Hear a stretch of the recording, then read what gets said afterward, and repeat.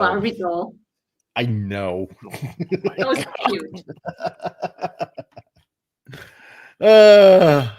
I'm just slowly building up tools here and there, for drawing, for art reasons, and when things just become a bit more serious, I just want to be able to eventually have all the tools that I need, instead of having a delay that happens later on and I don't have something that I need and I gotta wait. So I'm going to bookmark you. Yes. That if everybody sounds wants to naughty. know what it sounds like to be behind the scenes with Mike, this is it. Exactly. Yep. Yes. You were all privy to my holy Snapple Taste the Rainbow. That's a hefty price. Damn.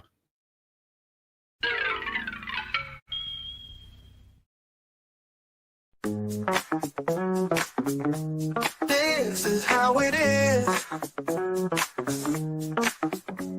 Today.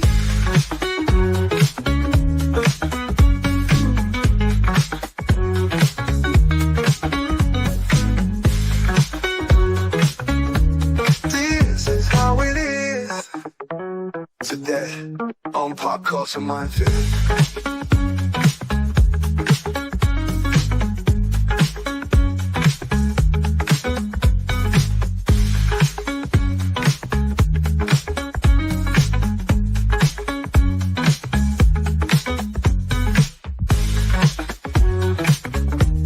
This is how it is.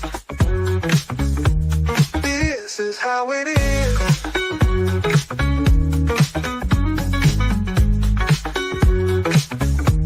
Today on Pop Culture Minefield.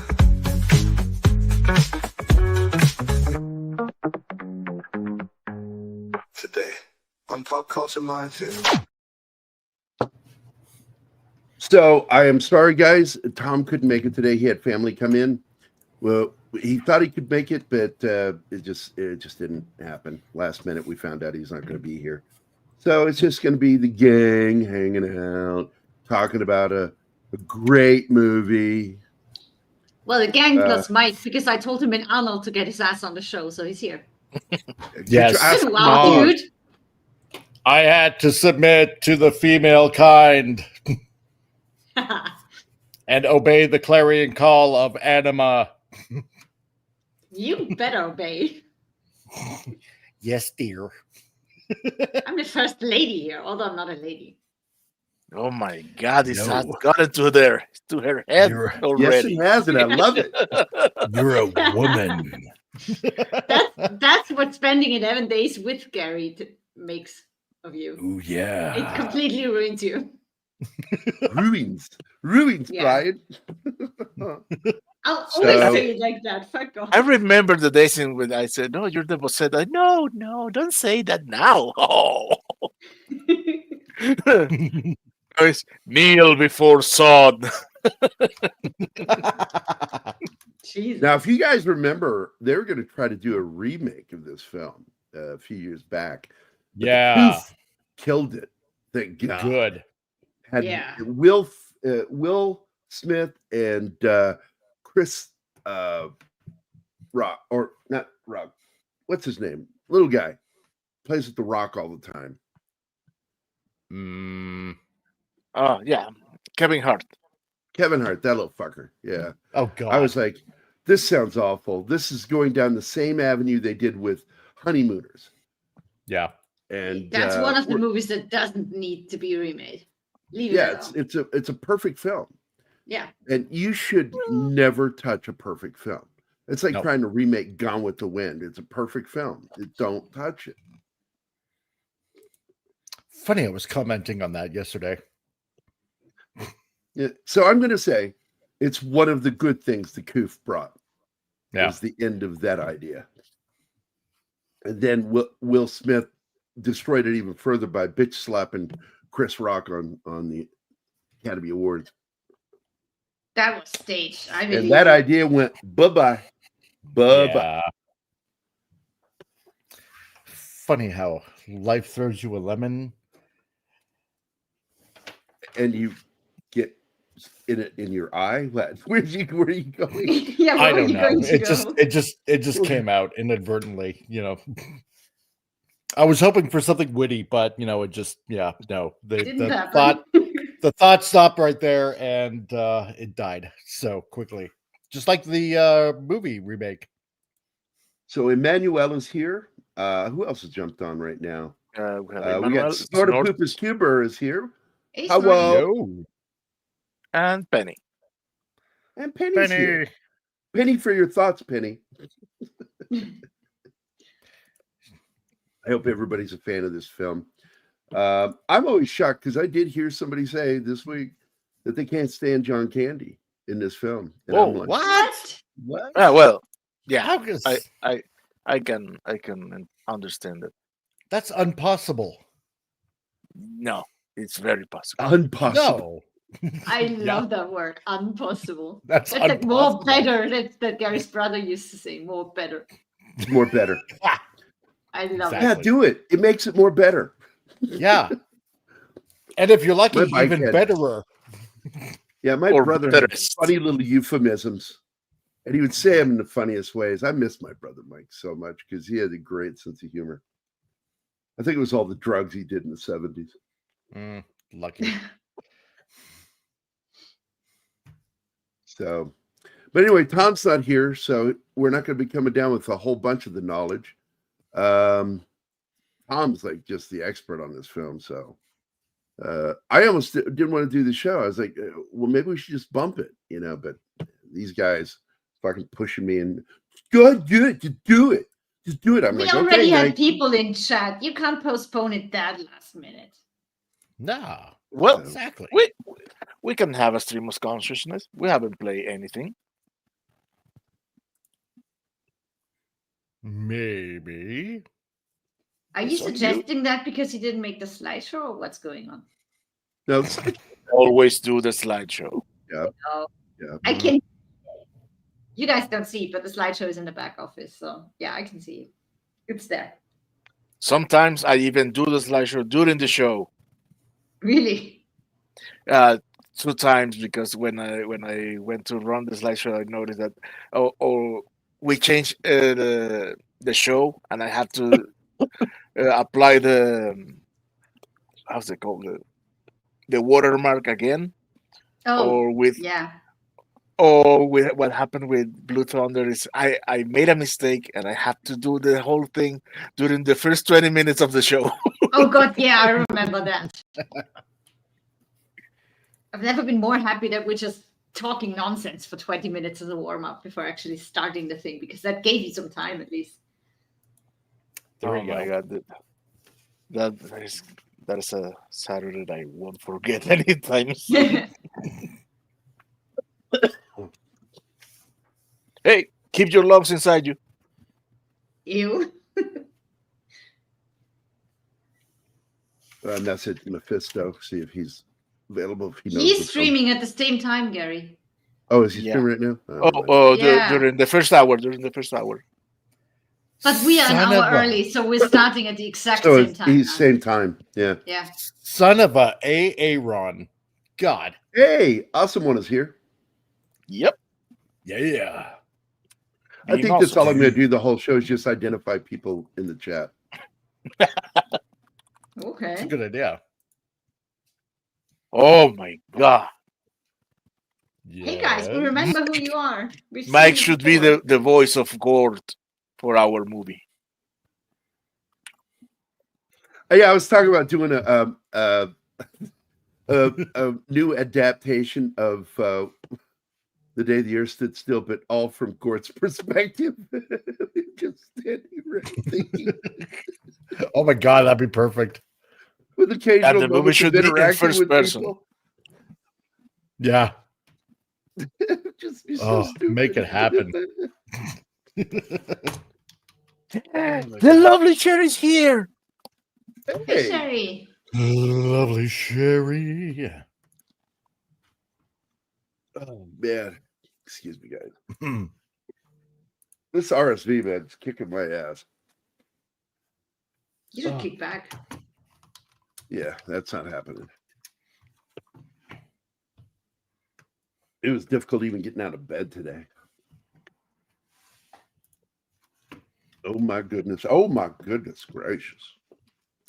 Lord of me. Lord of me. Mm-hmm. Oh man. Anyway, so somebody talk. Meanwhile, on this channel, Jagary is trying to make a full recovery while making it look interesting enough for you, the viewer, to watch the show.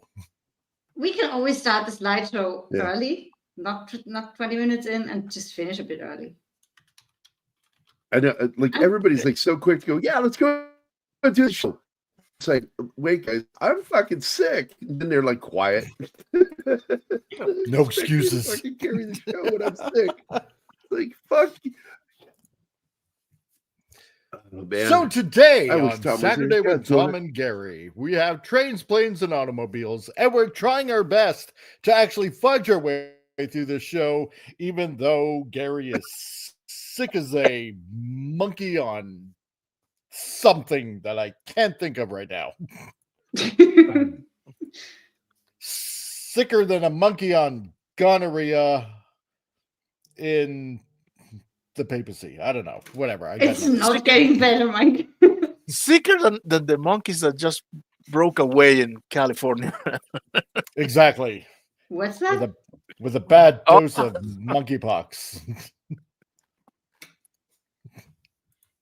Okay, let Yeah, it's me at this run Tim's Tim's moment that we need Monkey Jeebus and War Monkey to show War up. Monkey. Yeah. Exactly. Yeah. Where He'll are call the us monkeys? racist. Y'all racists. Exactly. Let me run this for Tim.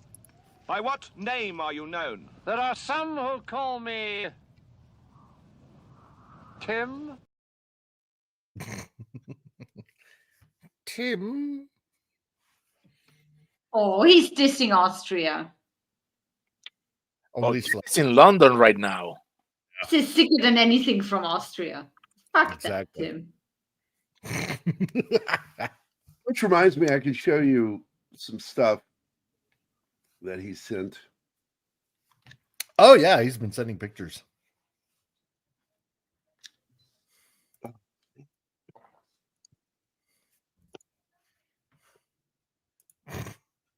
We should have canceled this show. I don't feel good at all.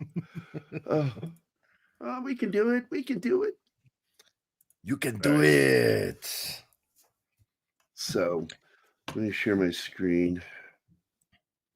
There it is. So this one That's right. photo that he sent.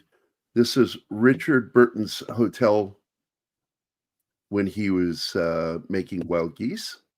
Mm. That doesn't look like a hotel. And Ooh, That tight. doesn't look like a hotel. I love that. That is so awesome. But it does on the inside. Well, I'm going to tell you, I think this is the real thing.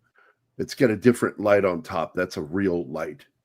So Yeah, I I'm know. like, oh, I noticed somebody. that's the real thing. Hmm. And, you know, people fucking, it's a police call box. No. And I don't know why he sent this, but he's been watching the shit out of The Saint. Yes. He's there. Good show. Anybody who's a Pink Floyd fan knows what that is. Oh. So I don't? Ah, All they need, Where's the he pig? said, all they need is a pig flying over it. Yep. Yeah. Because he said that to me, and I'm like, I know don't get that from it. somewhere. That's It's a Bomber cover of Harris. an album. Okay. And I'm not sure, but this is over by Westminster, isn't it, Tim? Or is it by Trafalgar? I can't remember. This, It he looks- still hasn't explained what this is. He said that I Oh did this. my God, yes. I never thought I would see that. Those are, they look like bullet strikes. Okay. Yes. That's what I've That- seen in Croatia. Bullet holes in buildings. Yeah. That That looks is like the best looking wall I've ever seen in my entire life. Now, I've been here, the Temple Church. And you didn't catch fire? It was raining that day, Martin. Here's Okay, the, that explains it. This is the Department of Monty Yeah. Python department. Of silly walks. They lived there, well, from 1976 to 87, the office or whatever. I'm not sure what that meant. Then we got us a nice little British bomber there. Yeah. Bomb me harder. Daddy. That's one of the bombers that was on the movie that he still wants us to do. Which one's that? Dam Busters. Yep. Mm. Look at all No those enemy missions. plane. No enemy plane will fly over. Oh, that's The reason why they were able to get that many missions on was because they went at night. Like the Americans who went during the day. Okay. I'm not sure what the hell that is. What is that? Bomb? Cluster bomb? I don't know. No, No, I don't know what that is. It says cylindrical cylindrical mine. anti-dam mine. Oh, Oh, that is a dam buster. that's what that is. Holy Nice. crap. Look at that. Thanks for sending that, Tim. Nice. And that was what he sent today. I like this photo the most. Yeah. Yeah, bouncing ball. Do you know why this teardrop is there? So they can look down. And back. Yep. So it's pretty cool. All right. Thanks for sending us, Tim. You the man. Or at least that's what I heard your wife said.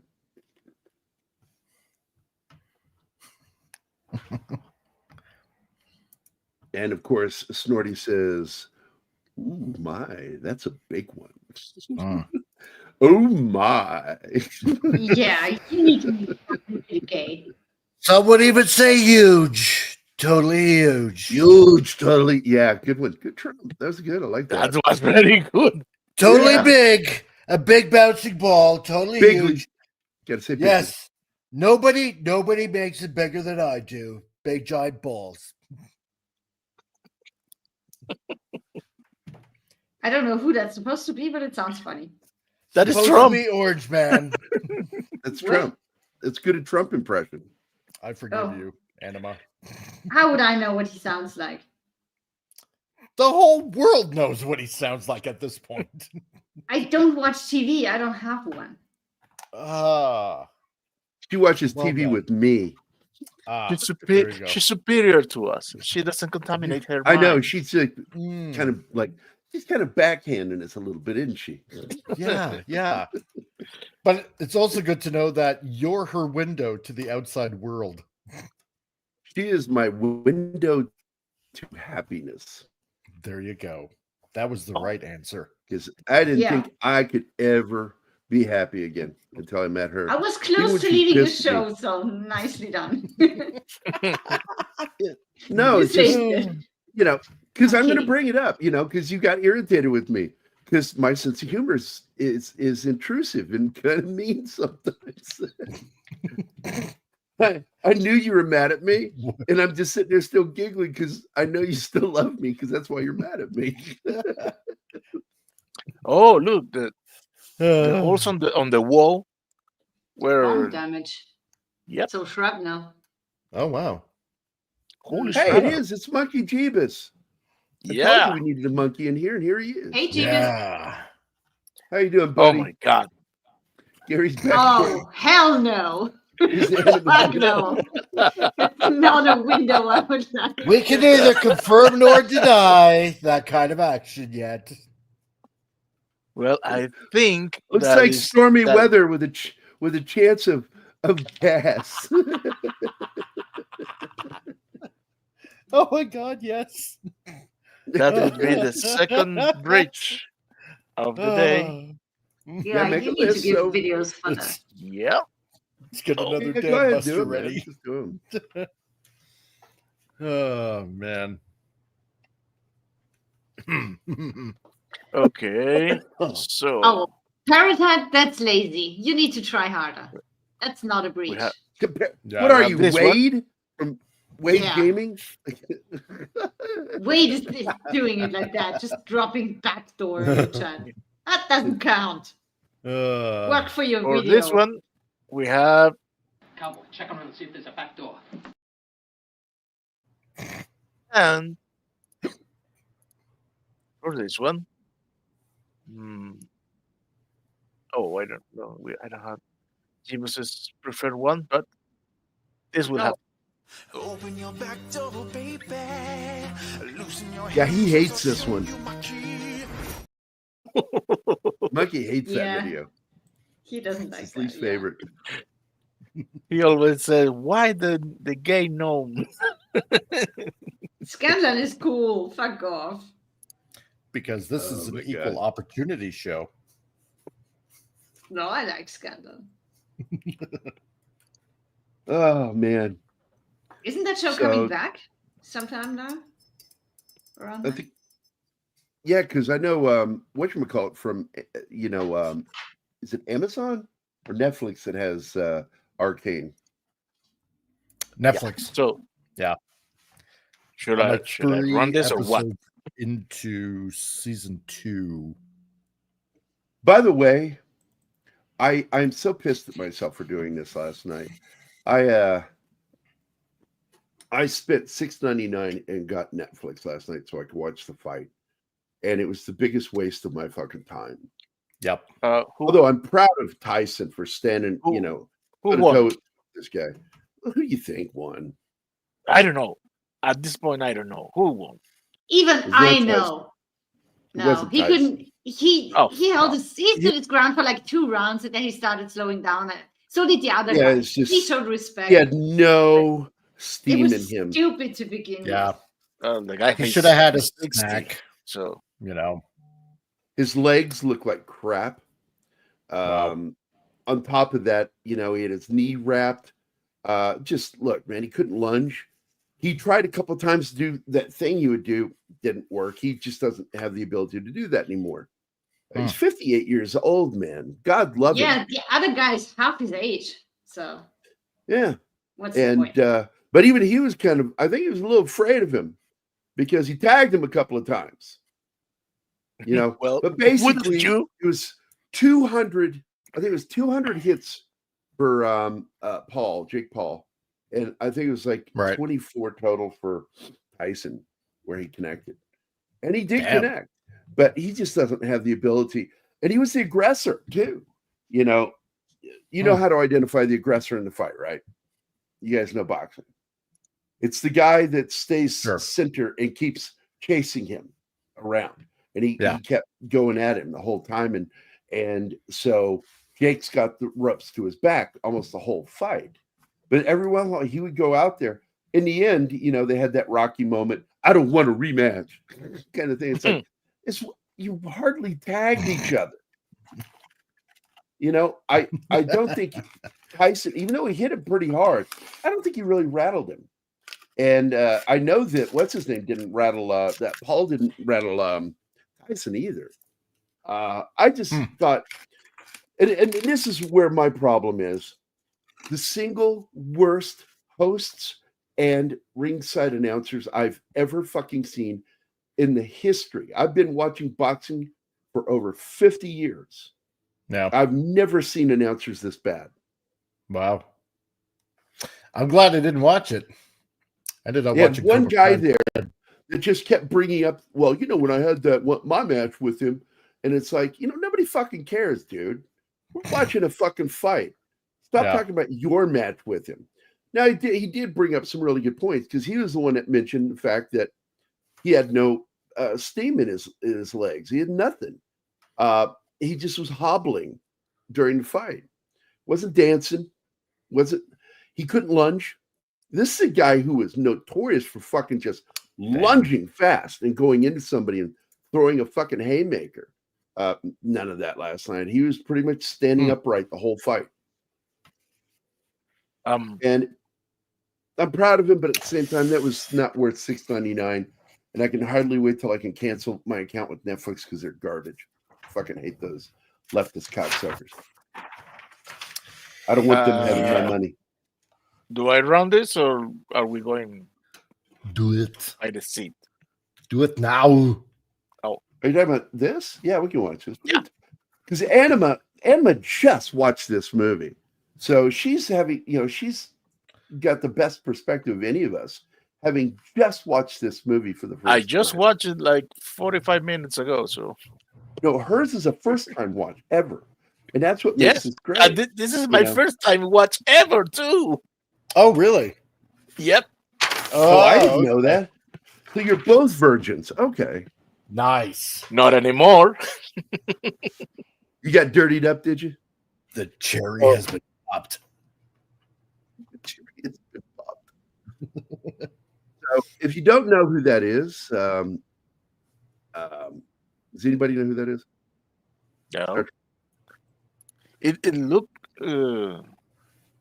familiar, but I couldn't put a name to the face.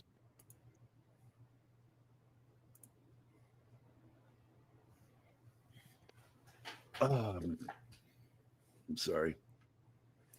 That's Commodore Decker from Star Trek.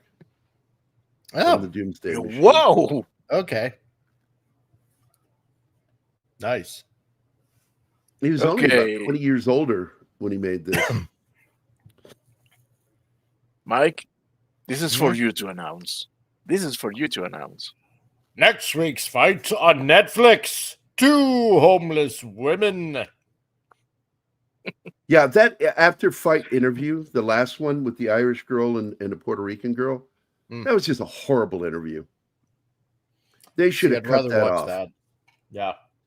You couldn't even understand the fucking Irish woman.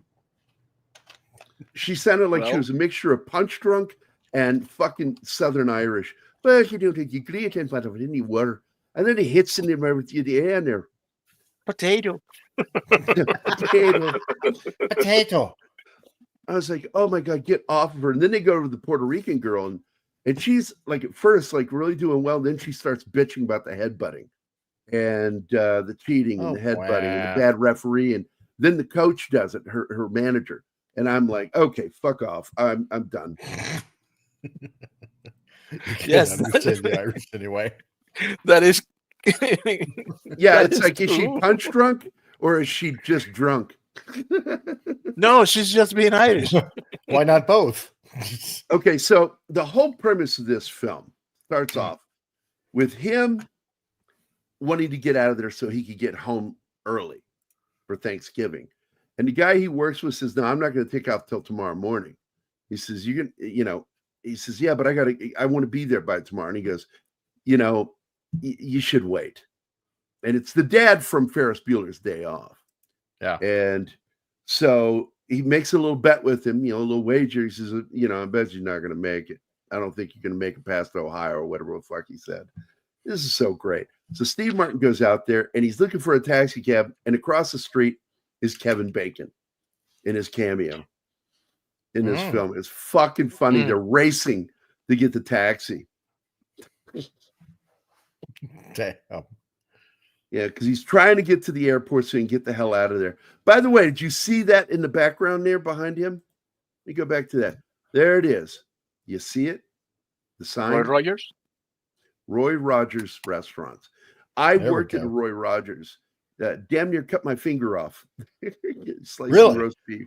Yeah. And because I'd never handled one of those blades before.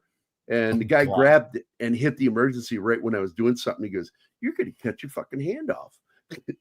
It's not how you do it. And he showed me how to do it. And I'm like, oh, it's nice that people put me on equipment I was never trained on. Awesome.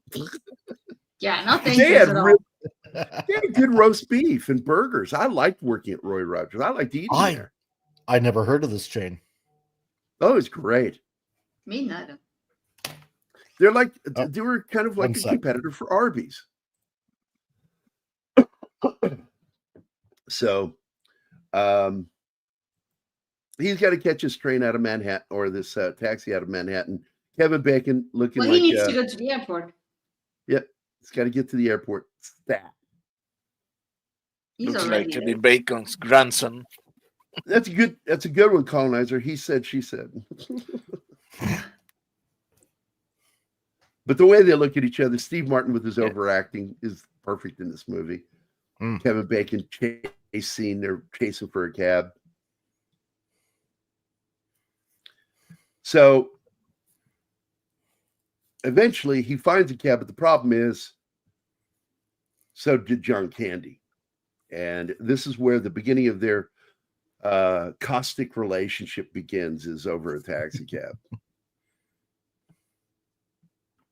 And the guy was right. His coworker was right. He should have waited till the next morning. Yeah, Kevin Bacon beats him. I just found it goofy that because his character, he already had his trunk in the back of the cab, and the driver drives off with another person. Wait, he loses the race because he tripped over it. Tripped over this motherfucker of a thing. Trunk. And one thing, and I did give a warning to Anima. I said, as funny as this film is, be prepared for the heartbreak. Because when you find out what is really going on with John Candy's character. Well, you expect that. With stories like that, you expect that early on. That's going to be a turn somewhere. It's not all going to be fun. I love this one. He's like, anybody willing to pay 50, be willing to pay 100. Oh, what an asshole. 75. 75. Is it? And then he calls him a thief. He calls him a thief, and he says, "Close. I'm a lawyer." I love that.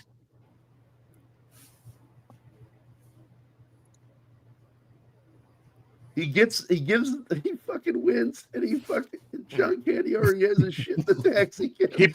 He pays the 75 to get no taxi. Yes. I know. Yes, Tom, we had to start an hour later before, but you're here. That's what matters. The irony, Tom, is that we started an hour early so Tom Connors could be here. And then he couldn't be here, and so we started an hour early for nothing. But I gotta say, it gives me an extra hour with Anima afterwards, so we can hang out and maybe watch something. That is nice. So Steve Martin's character is like just not having a good day. It's just like one bad thing after another. And that's what it's just keep on coming. That guy.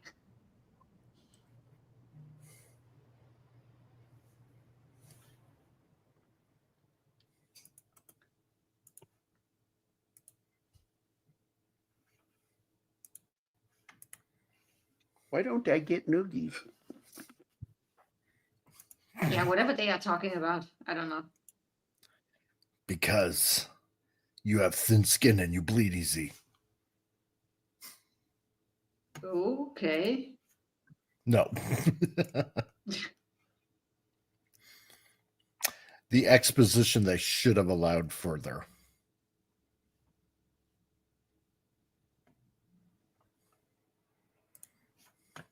Maybe native speakers are familiar with what the kids are talking about. I wasn't.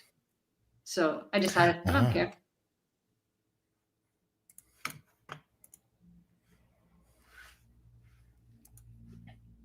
Tom just messaged me. He says, "I am so sorry, man.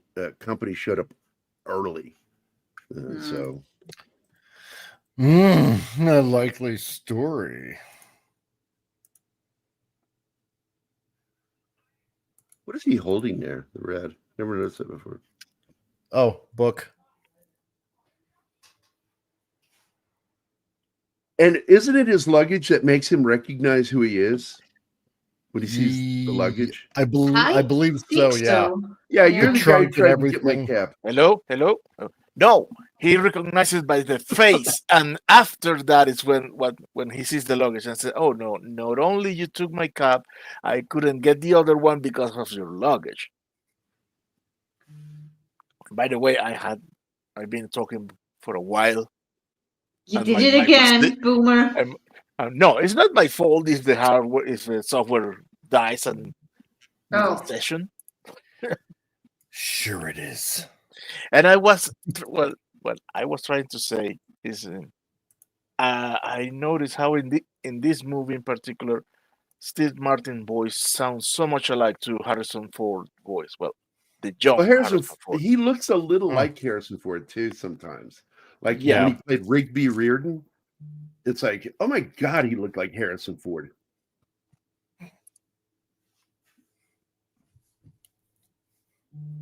In fact, if I were to do a comedy with Harrison Ford, I would have him play Steve Martin's brother in the movie.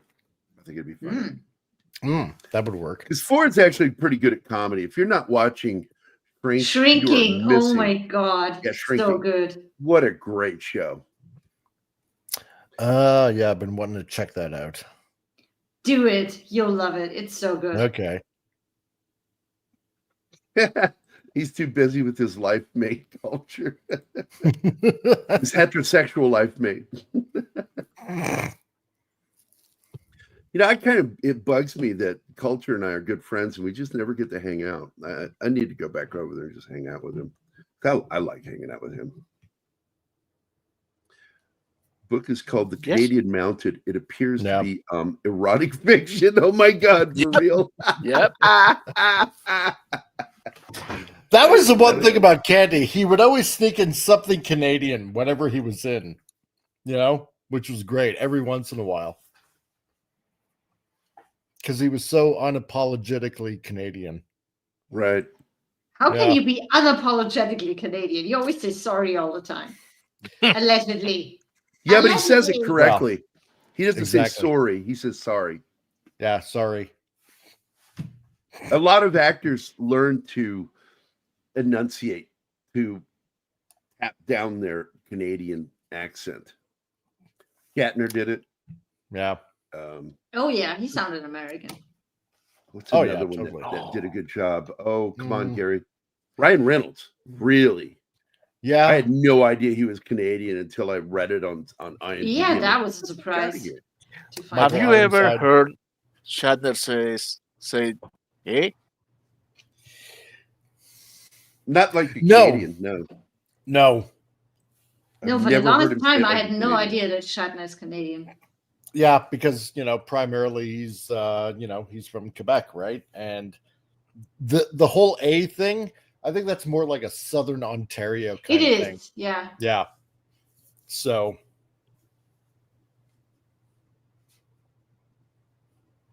or Minnesota. By the way, this week I actually said something I haven't said since high school. Oh yeah? Yeah, it's really gross. Someone asked me if I wanted to do something. I said, I think and it was something really annoying that dealt with an asshole comedian I can't stand. I said, I'd rather suck the shit out of a dead dog's asshole than watch that. Ew. I said right on Twitter. And after I said, holy crap, I pulled that one out of the old drawer. Yeah, that's the new name for the back door, the old drawer. Yeah. Do you want to know more? No. No. Nobody wants to know more. Well, there's certain ones like I can pick up a Canadian accent pretty easily. But what I find interesting is you can get people from Wisconsin and sometimes they'll confuse me as possibly being Canadian. And I don't know what it is about Wisconsin, but sometimes they'll say something and it'll throw me. I'll go, are you Canadian? They'll go, no, I'm from Wisconsin. Went, oh, the other annoying place. Yeah. Gerry, always building bridges. And burning them down.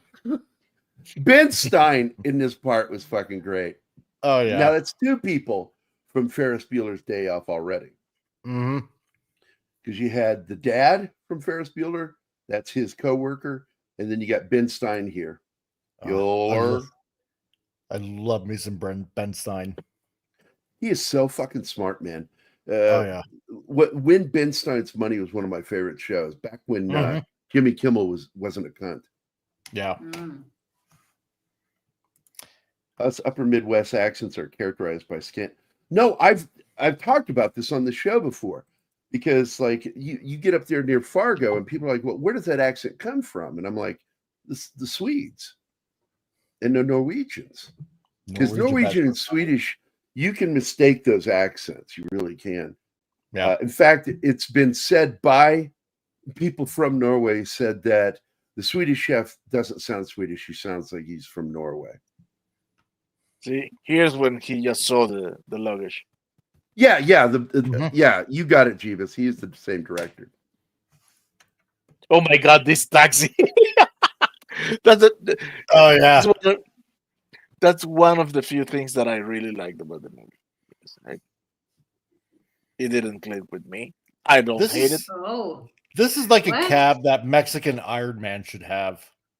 No, that should just be his regular car. A Yeah. cab. He should Yeah. drive around in a cab. And the funny part is, he should seriously, I'm not fucking with you here saying this.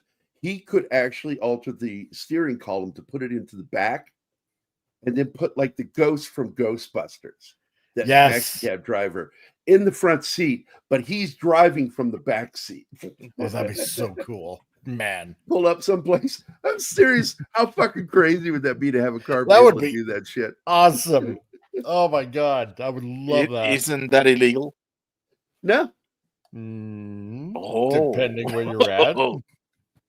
most states, I don't think that would be illegal at all, as long as you can still see. You can't have obscured vision. True. I keep hearing my phone buzz. Is it somebody else's phone buzzing or is it mine? It's not mine. No, Not mine. And I can't It's even, mine. I don't know where my fucking phone is. The other thing about Ben Stein is he worked in the Nixon administration also. Yes, he did. Yeah. A lot of people don't know that. Yeah. Good one. Hmm. Do you have any knowledge about this? Yes, he admits it. He mentions it several times. I believe. No. About the comment that was on screen. Oh, Candy had an extended speech that was cut. But at what point? I don't know about this. I know nothing. Nothing. I About think I this. heard Sergeant that somewhere. Schultz. Mm.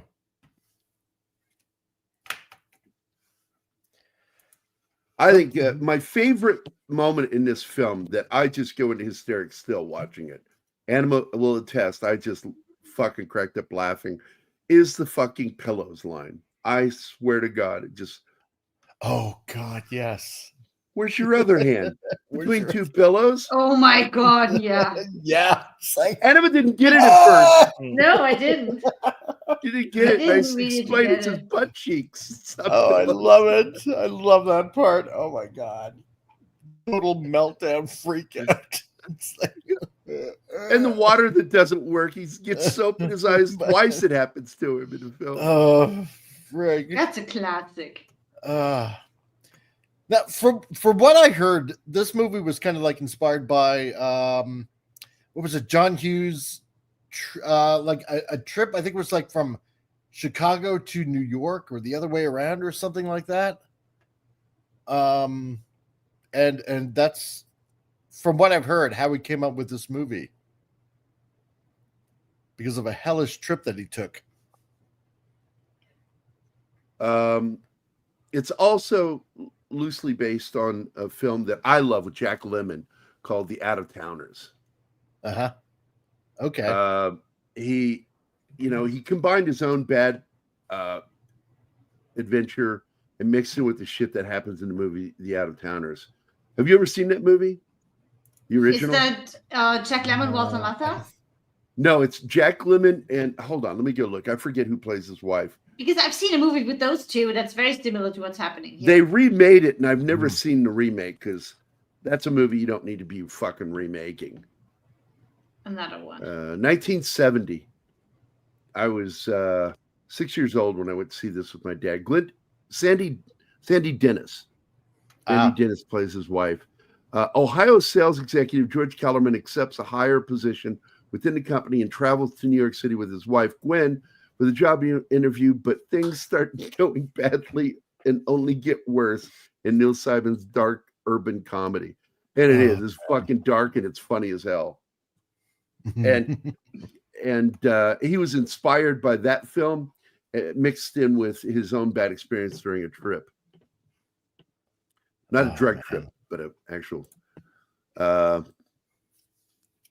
I will say this: John Hughes, in an interview on Those Aren't Pillows DVD commentary, said that he was inspired to write the film story after an actual flight. He was in New York to Chicago. The flight was diverted to Wichita, Kansas. What a fucking nightmare there. Oh, God. Taking him 5 days to get home. No. Holy shit. That sucks. Oh, God. 5 days. Damn. And I will say this, that Ryan Reynolds is a major fan of this film. And he chose it as one of the 2 movies he presented in 2024 on Turner Classic Movies program, double feature. And but there's also a lot, he said, of writing that was inspired by The Odd Couple. That's the one I saw with my dad in Germany. Right. As well as and then it's brought up later in another comment.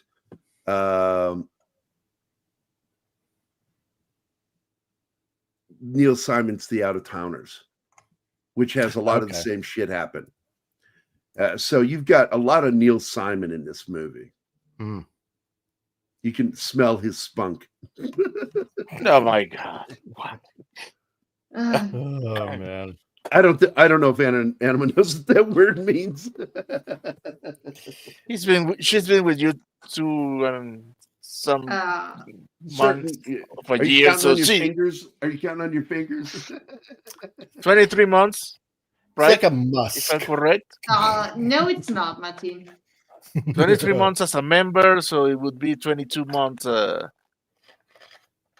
going to give you a nickname. More than 2 years. Oh, that I had for a long time. Captain Inappropriate.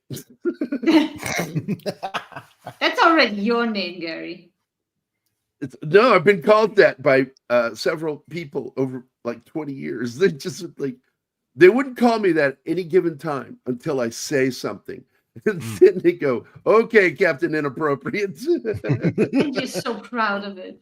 That's cute. I am. I'm very proud that I can say fucked up things that make people laugh. Or shake their head. I don't know why. And Mike, you can tell me, because as a comedian, I get just as much pleasure out of somebody laughing as somebody shaking their head. Like, what the fuck is wrong with you? It's that just tickles me. It's so satisfying. It is. It's like, great. I've made you wonder about your life decisions knowing me. Welcome to my life and find out what a shattered mess it is for you. Now, I'm going to tell you something, guys. Also, one pointed out something here. The first time I saw this movie, it was an edited version. When I watched it again 15 years later, I was like, what the fuck where all the cussing come from? Yeah, 19 times he says it, right, Anima? Yeah, the F-bomb. Yeah, that was 19 times in 60 minutes, and it cost them their PG-13 60 rating. seconds. 60 seconds. 60 seconds, yeah. 1 minute, 19 F-bombs. And the actress who plays the person at the car rental, she claims that she was ad-libbing a lot, like the dialogue on the phone. She was told to just imagine a person and have a dialogue with them. So she imagined her sister and talking about Thanksgiving.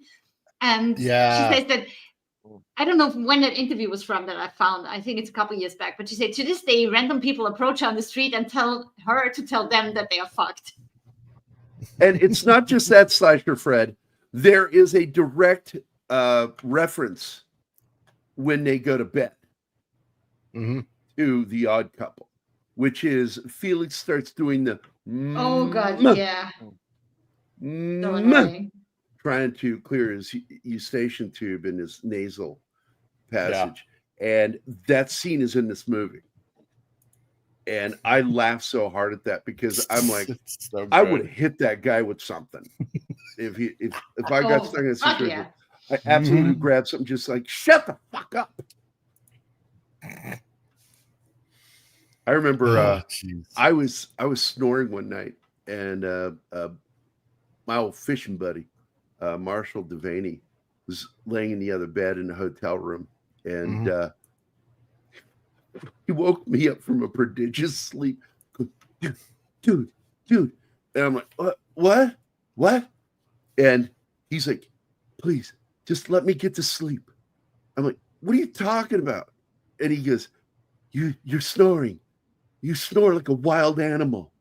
Please, let me get to sleep before you go back to sleep. And I told him later, I said, I looked at him and I really thought about punching him right in the face for waking me up. Shit. You don't wake people up really- because there's other methods. It was so fucking funny, man. I really thought about just nailing him right in the face. And then instead, the kinder nature stepped forward and says, grab your pillow and leave the fucking room. So I got up and I went out of the room and I fell asleep in the bathroom in the tub with my feet hanging out. Oh my God. Just so I could fucking sleep and not be interrupted by that cocksucker again. And I told him the next day, I said, you need to be careful waking me up, man. Seriously, stand 10 feet away from me when you wake me up. Do not get close. You're lucky I didn't grab you. He goes, oh, okay.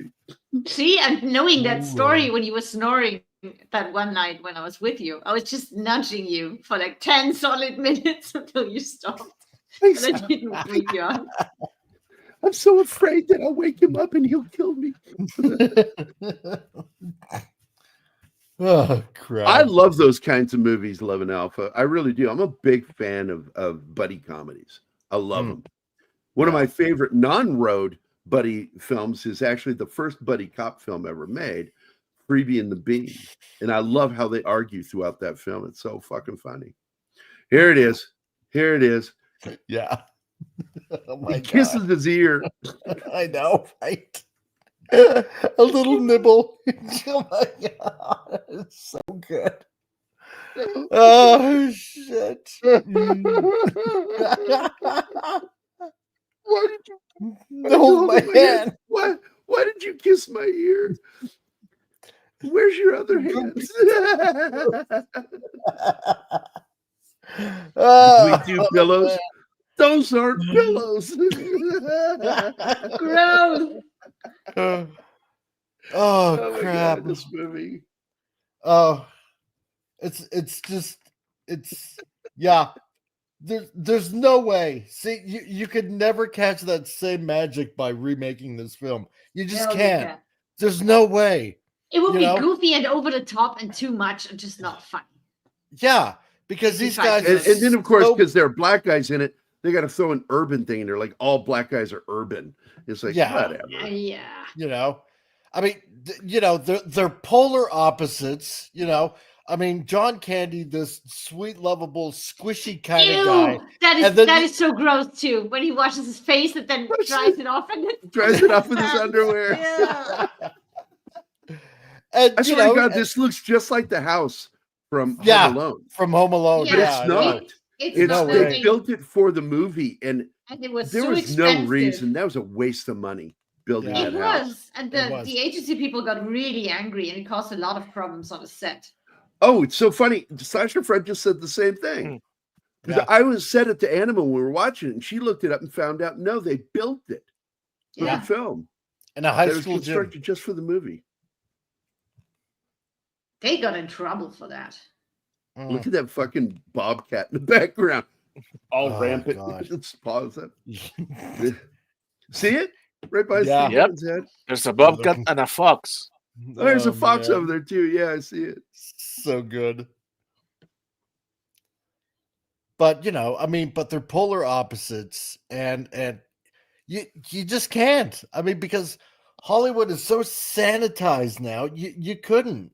You know, nobody. Yeah. I feel that nobody in Hollywood nowadays has this kind of comedic timing and genius to be able to ever remake this movie. You can't do it. You just I can't. totally agree. You can't And by the really way- be funny anymore. Yeah. How many nobody's of you- funny anymore. On this show right now on the panel, read Steve Martin's Cruel Shoes book. I haven't. No. I read it in high school. and I fucking loved I it. didn't know he wrote a book. He did. He actually has a really high IQ, and he's a very gifted, talented guy. Musically, acting. I love his acting. I love his comedy, and he would write all of his comedy. His wife would sometimes step in and help. This is one of my favorite images. Is this image of the two of them sitting out in front of this restaurant hotel? How many times I've been like that in the army as a civilian? Sitting in the army, you're sitting on your fucking duffel bags. You have one main bag, and then you have a big army laundry bag, and you use that for carrying shit too. We have Bronson here. Hey, Hey, Bronson. Bronson, dude. Good to see you, man. Let me tell you something. I was at the dungeon in downtown Charleston. I was going to Eastern Illinois University, and I was there with my roommate Tom Gerry. I miss that guy. I've tried to find him. He's on Facebook, but he's never on there. So Tom Gerry and I are just hucking it up that night, just getting drunk on Guinness. And the Irish band from Chicago, the Drovers, were playing. And in the middle of their set, they stopped playing to announce that they had just heard that John Candy had died. Wow. Whoa. And I cried. I remember crying. I got drunk, and it was just like I was hammered. And that's the night that Tom decides to go pick up some girls, and he walks over with these two girls with him. She goes, "This is my cousin Jerry from Ireland." And I turned and I looked. I said, "How are you ladies doing?" And I pretended to be Irish the whole night. They were testing me, and I'm like, I lived in fucking Ireland. I know a lot about Ireland, so I was winning. And then the bar closed, and we ended up going to a private party 2 blocks down.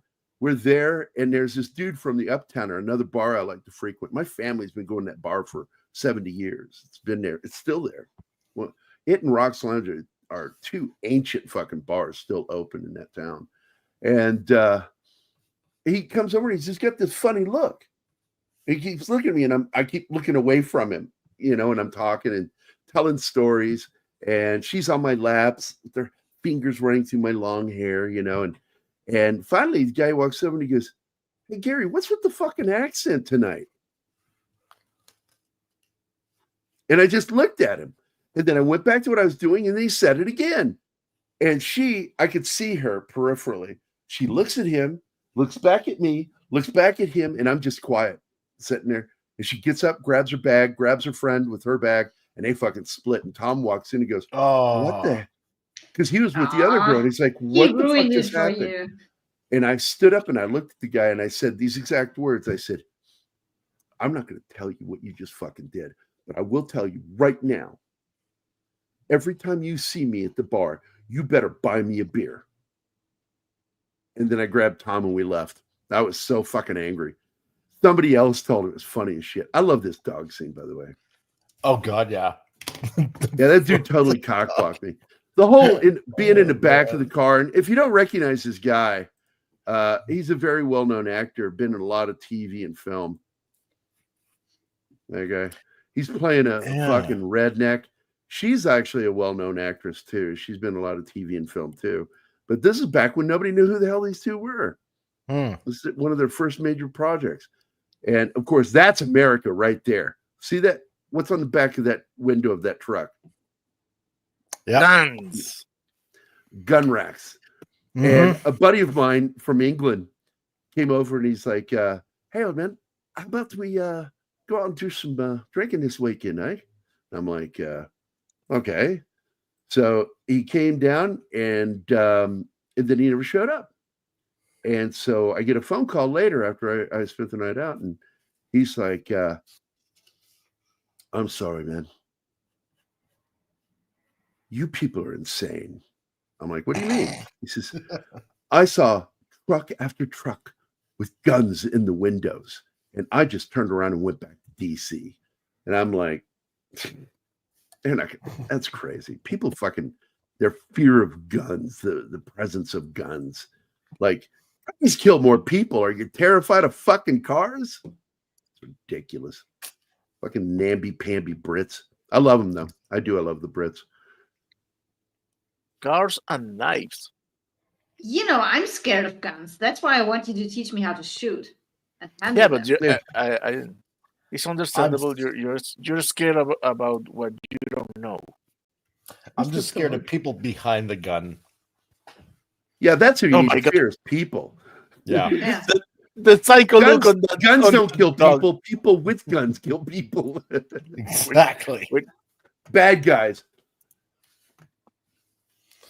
Oh man. Oh, this truck ride The is dog. so fucking The funny. dog. Look at Then that the face. Oh jeez. I He's know. cute. Yes. He's got a psycho look. I'm gonna kill your hand.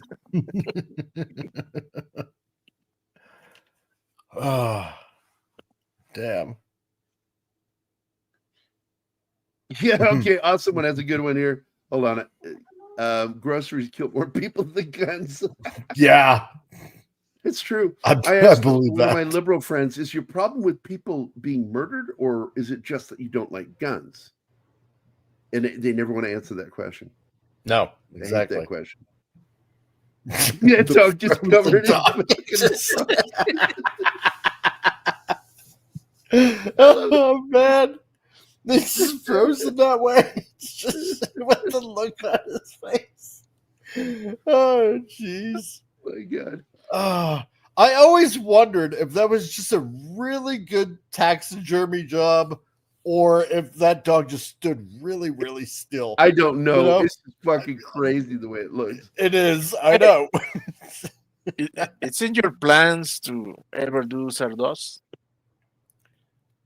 Ooh, Jardosh. Okay. Question for you guys. I agree with you, except for I hate Bowfinger. I didn't like that movie. But I love him in The Man with Two Brains and this film in particular. But I also really love the 40s film he did, with Carl Reiner. What's it called? Rigby Reardon, when he plays Rigby Reardon.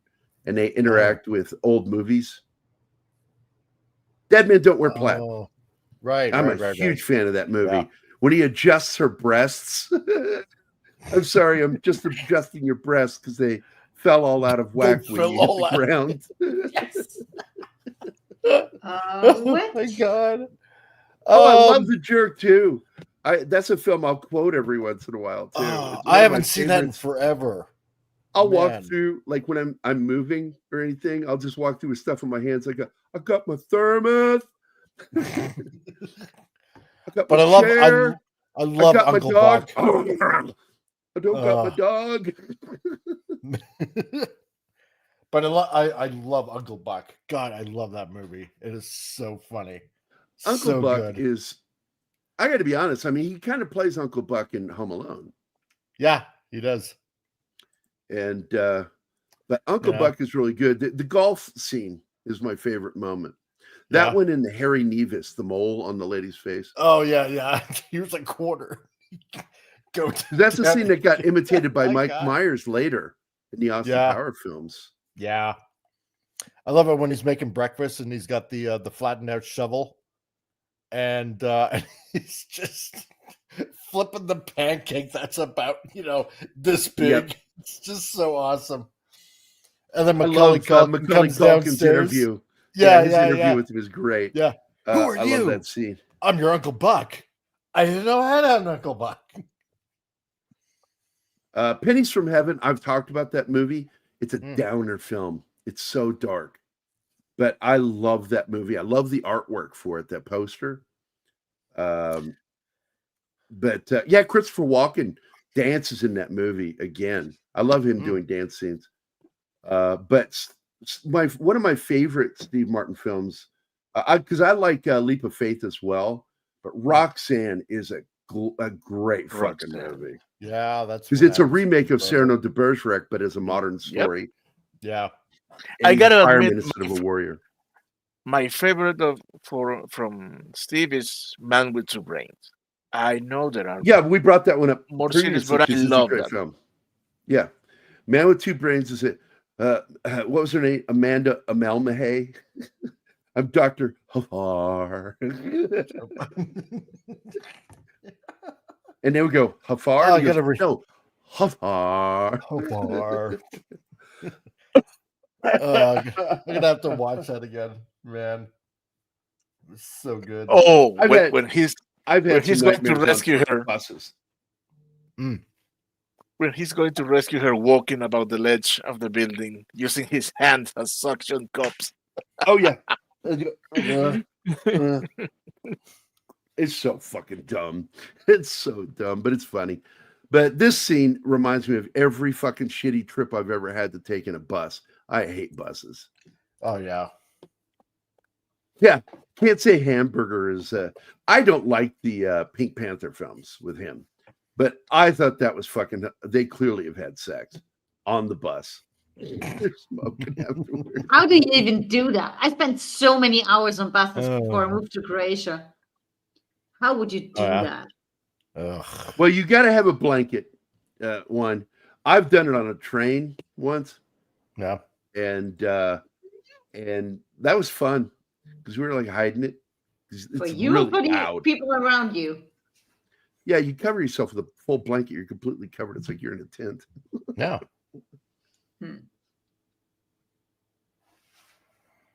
Yeah, Dr. Strangelove is funny because of the characters and the way they deliver their lines. Also, that one happenstance moment when George C. Scott actually tripped and gets right back up and finishes his fucking line. Yeah. And Sterling Hayden's thing about fluoride, that whole speech is just so fucking funny. But it's not funny because of the fact that it's comedic. It's funny because it's insane. And he plays it straight. True. People by the Dozen films, they're really good. Parenthood, they're good films. I think they're good films. Yeah. But they're not on my list of favorite films with Steve Martin. Dude, You know, the Father of the Bride. Oh, Father of the Bride, again, that falls in that same category. Good remakes that were fun. My favorite Steve Martin film that I hate liking is, was it called House Guest? Was that what it was? With, what's her name that plays the Equalizer now? Oh, I think so. Let me go look You know it what? up real Apparently, on the back a bit on the bus scene. Apparently, Jerry Ryan was on the bus, but her scene was cut. A lot of stuff was cut from this movie. Somebody brought up earlier that the speech given by John Candy at the end of the film, and I've never seen it. I've never seen it, but I know that Steve Martin was just angry that they took it out. He says that was an important speech, and it really lays open the story. But they felt in the edit that you got that idea through the other things that happened, and that was just a kind of a rehash of sort of the same thing that they already do. So I get their reasoning, but I would like to see it sometime. I don't know if it's been added to any of the special editions. I will say that the version that I showed Anima the other day upset me because it had the wrong version of Every Time You Go Away played. It had some girl singing it. I'm like, no, that was Paul Young's version. It was a beautiful song, but when you played me the original version, it's hollow. The Paul Young much version has much more soul to it, much Yeah. more emotion to it. Agreed. By the way, I had the same version that you had when I was With the weird song at the end. with a woman singing instead of a guy.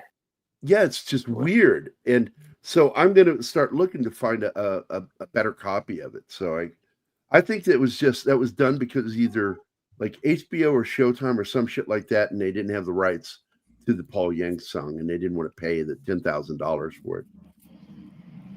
No, I'm going to tell you what. We are going to reenact a movie, and we're going to figure out how to do this. We're going to do Day the Earth Stood Still from Gort's perspective. Oh, And it's just going to be like an hour and a half of him just standing around for 90% of the movie, thinking out loud and things going on out in the background. Oh, I man. think that'll be so fucking funny. Gort and his existential thoughts. Yes. I mean, come Yes. on, man. That's the way it should be done. I think it'd be so fucked up and funny. Oh, man. Yes, he was the sadistic dentist in the remake of Little Shop of Horrors.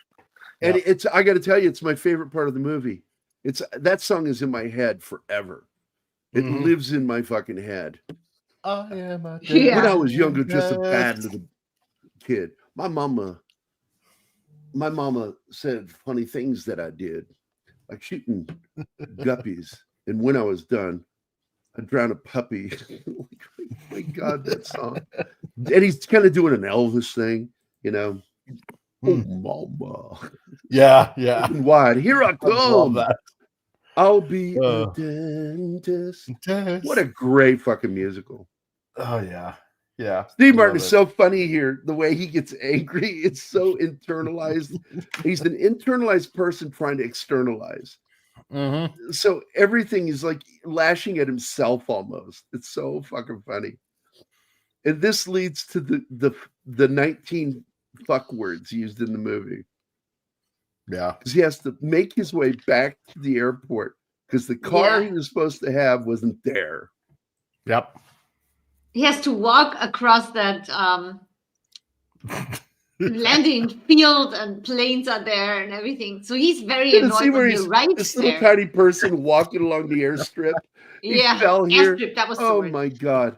And he is just so fucking, he's in pain. He's covered in dirt and grime. He hasn't showered in 2 days and is in the same clothes. So he is so annoyed when he gets there. And then she looks at him and says, like, I don't appreciate your language or something like that. And that's when he starts that one sentence over a minute with 19. No. He started saying with the F-bombs. That is why she said, I don't appreciate the language, because he threw a couple. But then follows the 1 minute where he drops 19 F-bombs, one after the other, followed by saying, well, you're fucked. And it's our third Ferris Bueller actor appearance. So that's right. Because she was Grace. School. Yep, Grace. Yep. Principal Rooney's secretary. And I always got a kick out of her. What was her name again? Edie McClurg? Something like that. But God, whatever movie she was in, you know, she just played this really nice, warm type of, you know, like Midwest kind of mom kind of attitude, right? And then boom, there comes the joke that she just slides right in there, and it's just look at her. She's just so sweet. Yeah, just like, he's not having it. He's not having it. Were you able to make that clip, Gary? No, I never. Come on. So yeah, it's Edie McClurg. Her character's name is car rental agent. She doesn't have a name. Yeah. But apparently, one of the things I love about her is her ability to do accents in particular. Yeah. But apparently, because she was so, you know, her improvisations, I think like during this movie, it really impressed Hughes, and that's why I think because you usually only get that from people who trained like at Second City and shit. But she pulled off one of the best Fargo accents I've ever heard in my life. She's done it a couple of times. And she's from here, where I'm at. And she's from here. You know, she's from Missouri. Nowhere? Yeah, she's from Missouri. But she can pull off that Fargo accent better than anybody I've ever heard. And she's so fucking funny. Oh, yeah, don't you know? To a fucking car that isn't fucking there. I didn't care to fucking walk down a fucking highway. Oh, my God. And she's just standing with her eyebrows arched, just taking it. Yeah. Just oh man, I wonder how many takes it took them to film this scene, because they must I don't know. breaking down laughing all the time. I couldn't do that with a straight face. Well, I have seen him improv, and he is capable of maintaining his straight face, no He's matter very what good at it. he's Yeah, standing. he is. But that- I'm talking about the people around him that were Oh. without that scene. But that's why they got the R rating, right? All the F bombs dropped. It is exactly Yeah. why 19 19 F-bombs. F-bombs in 60 seconds that cost them their rating. Oh, this is great here. He starts fucking with the wrong guy here. Oh. That guy fucking flattens him. And the way his eyes flutter when he's going backward. Yeah, and then the other dude comes in and makes the dude who just knocked him down help him get up. And how does he help Yeah, him? because Oh that's my when John God. Candy almost runs over his head. Yes. Yeah. Yes. Oh, God. He says, "You're gonna help him get up," and he goes, "No problem." Grabs him by the fucking crotch and pulls him. And then when I John don't Candy even- talks Part to is- him, And The then he best part talks is- with a weird voice. when he's in the car and Candy's talking to him, and it cuts to Steve Martin in the car, he goes, "Oh, what?" He's got a really high pitched voice. I don't even have that body part, but that scene hurt me. Here is the thing that I like more in the whole interaction when I say help him, and Steve Martin said no, don't, he don't. He's like, "No, no." And the guy he crackles his knuckles and yes. No problem. Now, I don't know if something this like car existed this way. I have never seen a passenger car with that kind of paneling. They usually did save that for like station wagons. Yeah, Yeah. like in the That was Ford. vacation. Yeah, I love that Pontiac car, ones dude. and stuff. This is the scene where his voice is all high pitched. Glad I didn't kill you. I'm glad I didn't kill you. Oh, God. Oh my god. See you later, awesome one. Come back when you're done and tell us how good the ice cream is. Yeah, later, dude. Bye, awesome. Bye. Oh, Shinatsky, I got to tell you, I almost said his name again. This is my problem because we're friends, and but I always catch myself. Well, you also work together, so you use his real name a lot. Yeah, but Shinatsky's a person who's in my life. So, but anyway, he's got that right. Like we live in the middle of nowhere. I remember, like, I got up one night to go piss, and it's dark, and I go into the bathroom, and I'm just sort of sitting there, and I look out, and there are like deer right outside the window looking at me, and I'm like, oh man, that just creeped me out. Just the only thing around. Gary lives in a very tiny little town, and he lives on the outskirts of said town. So if you're at the house, you don't even see neighbors. All you see is forest and meadows. The closest house is almost a mile. Yeah, when you're at the house, you don't see neighbors at all. It's in the middle of fucking nowhere. like that. And I really liked it. It's perfect. There's a scene. That's where he There's hides a the bodies. scene in the Boggy Creek monster movie that came out in the 70s that just sticks in my head when I go in that bathroom at night of the thing outside the window, just looking at him. And I'm like, oh my God, please God, I'll never have a Sasquatch looking at me through a window. That is just fucking me. I will fucking have a heart attack and I'll yell at the Sasquatch. I hope to God you know CPR because you just fucking gave me a heart attack. Dude, there are worse things than a Sasquatch. Skunk apes. No, a blue-haired person. That's skunks on the road. That's something really bad. Wolverines. Anima was so shocked that there's a song called Dead Skunk in the Middle of the Road. I went, it's a hit. It was a hit back in 72, We were running errands and we're driving, and all of a sudden there was this horrible smell. We couldn't figure it out on the way back. Gary spotted a dead skunk on the side of the road, and he says, grab my phone, unlock it, go on YouTube, and put in dead skunk on the side of the road. And I'm like, what? Really? There is a song. So I just typed it in. I nailed it. 1972 is when the song came out. Lyrics by Loudon Wainwright III. And just the lyrics of this song, let me see if I can find it here. It's a country song. So, crossing the highway late last night, he should have looked left and he should have looked right. He didn't see the station wagon. The skunk got squashed. There you are. You got your dead skunk in the middle of the road. Dead skunk in the middle. Lauren couldn't believe it when we came back and told her. Oh man. She was like, that's no song, you bullshit me. So we heaven. played it for her. Yeah, that smell is unforgettable. So I understand why somebody went and made a song about it. It's so gross. We will probably get claimed, but Martin, I'm going to get the song so you can play just a little bit of it. We'll get That got- song. Yeah, We will get claimed, and I'll fucking remove it. But people need to know that this song really fucking exists. Oh yeah, Nice. and the smell was there for like 3 days. It didn't go away. They picked it up eventually. Oh no, that'll last. That'll last. Yeah. And, I mean, we have roadkill thing you here in try to Austria, avoid but is nothing that stinks like Your that. tires. You want to avoid hitting Mm. hitting it with your tires. That's the main Oh thing. yeah, you'll Here I take found that home when that happens. Oh yeah. So gross. Oh, I love this.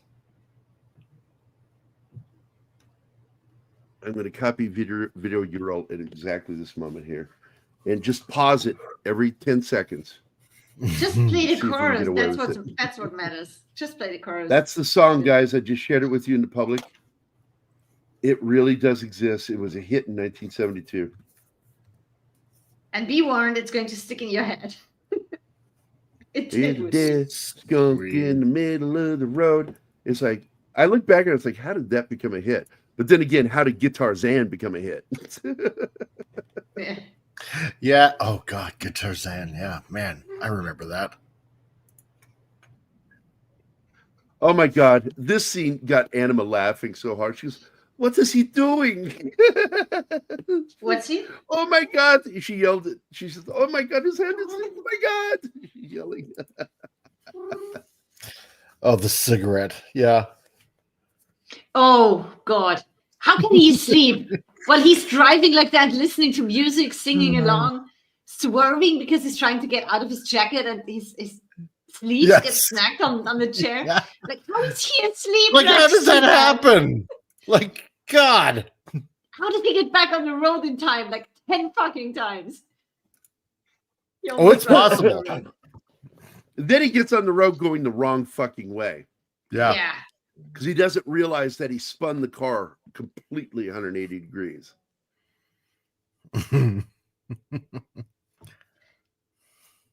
Well, I thought he was getting on the wrong All right, road. here it is. but- Unmute it. There you go. Good song. And like people, I'll tell people about it and they go, "That's a real song." I'm like, yeah, it was a fucking hit. 1972. People were stupid in 72. Yeah, Yeah. like I said, Lauren didn't believe us, so we played it for her. And she was Like like, I said, "Oh, Guitar Zan was a hit. Yeah. That was a fun song. I love that song. Oh yeah. But I've been singing that song, Dead Skunk in the middle of the road, since I was a kid. I'll just pipe up and sing it, and people just think I'm making it up. I'm like, no, that's a real song. My daughter didn't believe it was real. well, I remember she's your- that one. She's But your that's a daughter. I weird can't song. blame her for not believing anything you say. That song is kind of a gay anthem, Tarzan Boy. It's catchy. Oh. Don't get me wrong. But it's like YMCA. Ah, you had to mention that one. I remember I was at a dance club with this girl, and that song broke out, and she got up. She said, "Come on!" I'm like, "No, I'm not going to do that." Oh my God! You can hear the train in the movie. It's amazing. I know. Matthew Lawrence appeared on an underrated superhero series called Superhuman Samurai Cyber Squad. I've never Cyber even Squad. heard of it. Oh, I don't remember that. Wow. I don't. I was in the army for a bit and doing some other things, and I missed a lot of shit during the 90s. I've caught up on them though, a lot of them, but that one I've never heard of. I got to go check it out. Oh yeah. Oh, here we go. Oh my God, that's I love this. I love this scene so much. Oh the God. song MacArthur Park. Huge mistake by Tim Burton putting that into the Beetlejuice. He should have stuck with the classic music that kind of goes with the first film. Yeah, I agree. And that whole scene was just, I'm sorry, I'm going to use this word, but it is what it is. It's, that's him masturbating. That's him just jerking off. And it's like, what are you doing? Make a fucking movie. Yeah. I love this. You're going the wrong way. How do you know? And then he's like, yeah, You know they're what? drunk. And he makes the sign like, yeah, you drinking, dude. Yes. Thanks a lot. I love this. Disco Steve Duck. Martin. is Disco just Duck. awful. Yeah. But it's an earworm. The Streak. Oh yeah, they call it the Streak. Streak. Woo! Look at that. Look at that. Yeah. Popular songs of the early 70s, man. Oh, man. Shows, which was Power Rangers. That's probably why I didn't watch that stuff till later. I think the first time I saw Power Rangers was when the movie came out in 96, I think, 97? Something like that. And it had the actor that played Belloc in Raiders as the villain. Oh, I love that. He's the devil. He's dressed up. Oh my God! devil. Just the images of them dead as skeletons. Yes. And then it cuts to Steve That was turning and looking at him. Oh, I And he's love having it. visions. Just. dressed as a devil with horns and everything. Oh my God! Oh my that scene God, was nuts. Oh, I love That's it. a near-death so much. experience. Yes. Oh, He realizes, oh my God, we were going the wrong way.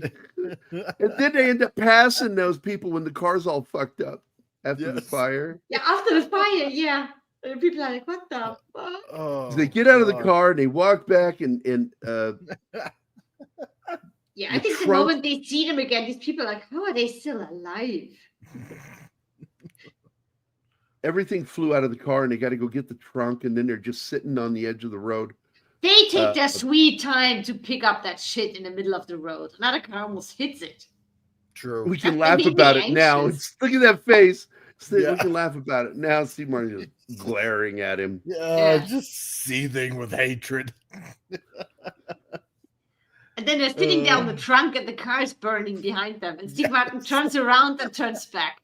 Then the other two turns around, turns back, and then they both are like, oh shit. And they both turn around and look at it. It's just burning. It's like, whatever. But hey, it still drives after that. And the radio still works. Oh, God. Yeah, but it's a terrible song.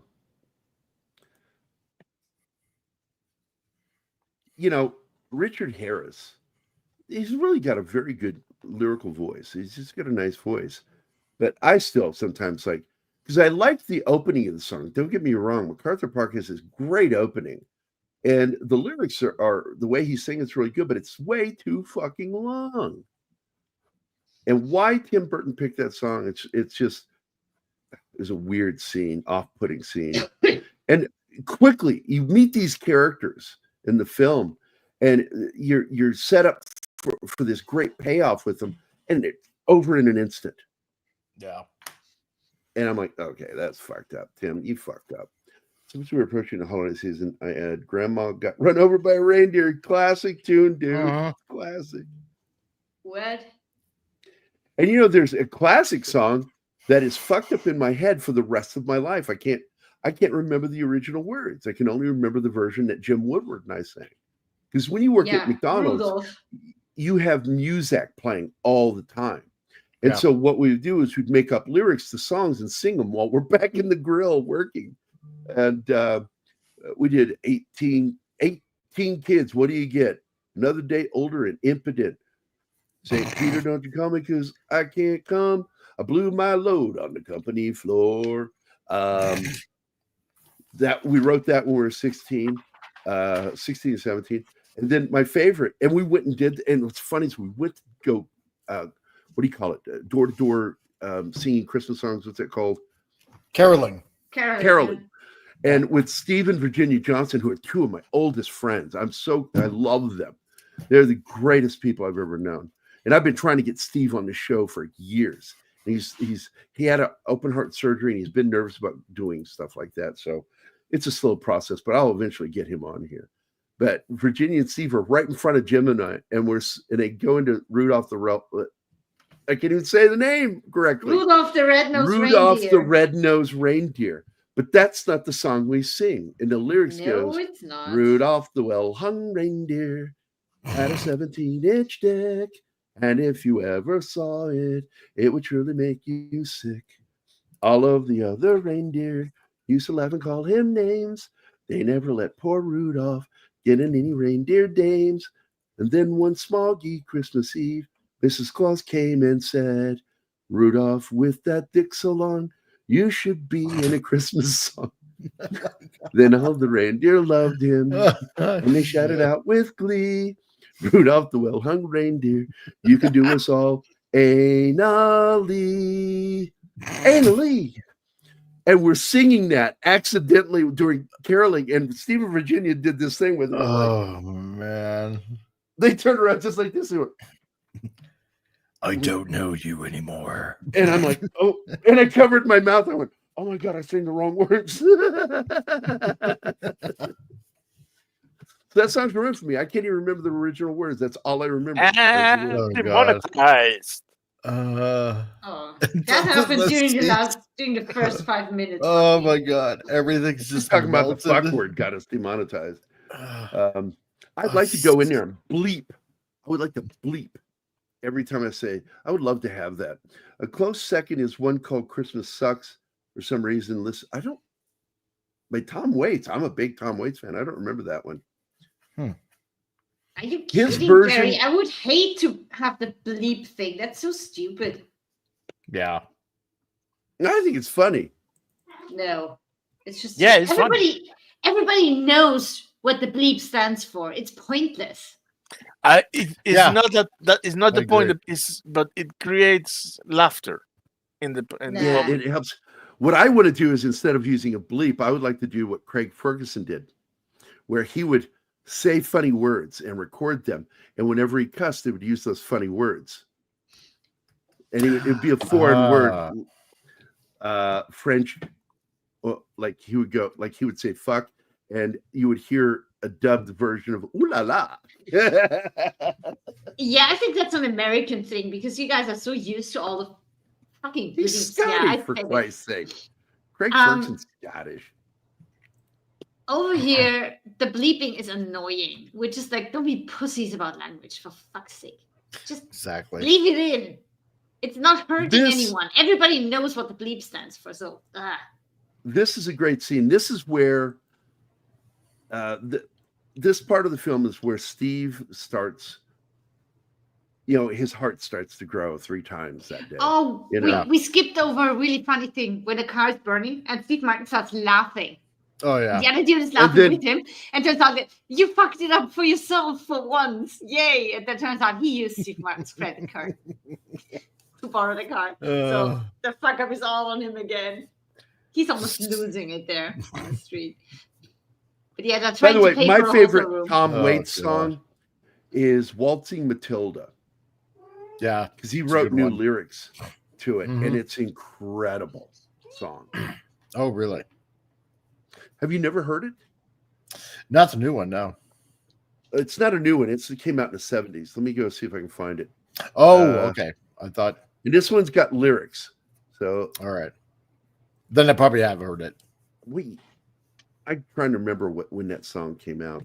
But here's the link if you ever want to listen to it. Tom Waits' Waltzing Matilda is just a gorgeous, depressing song. Gorgeous and depressing. Okay. Yeah.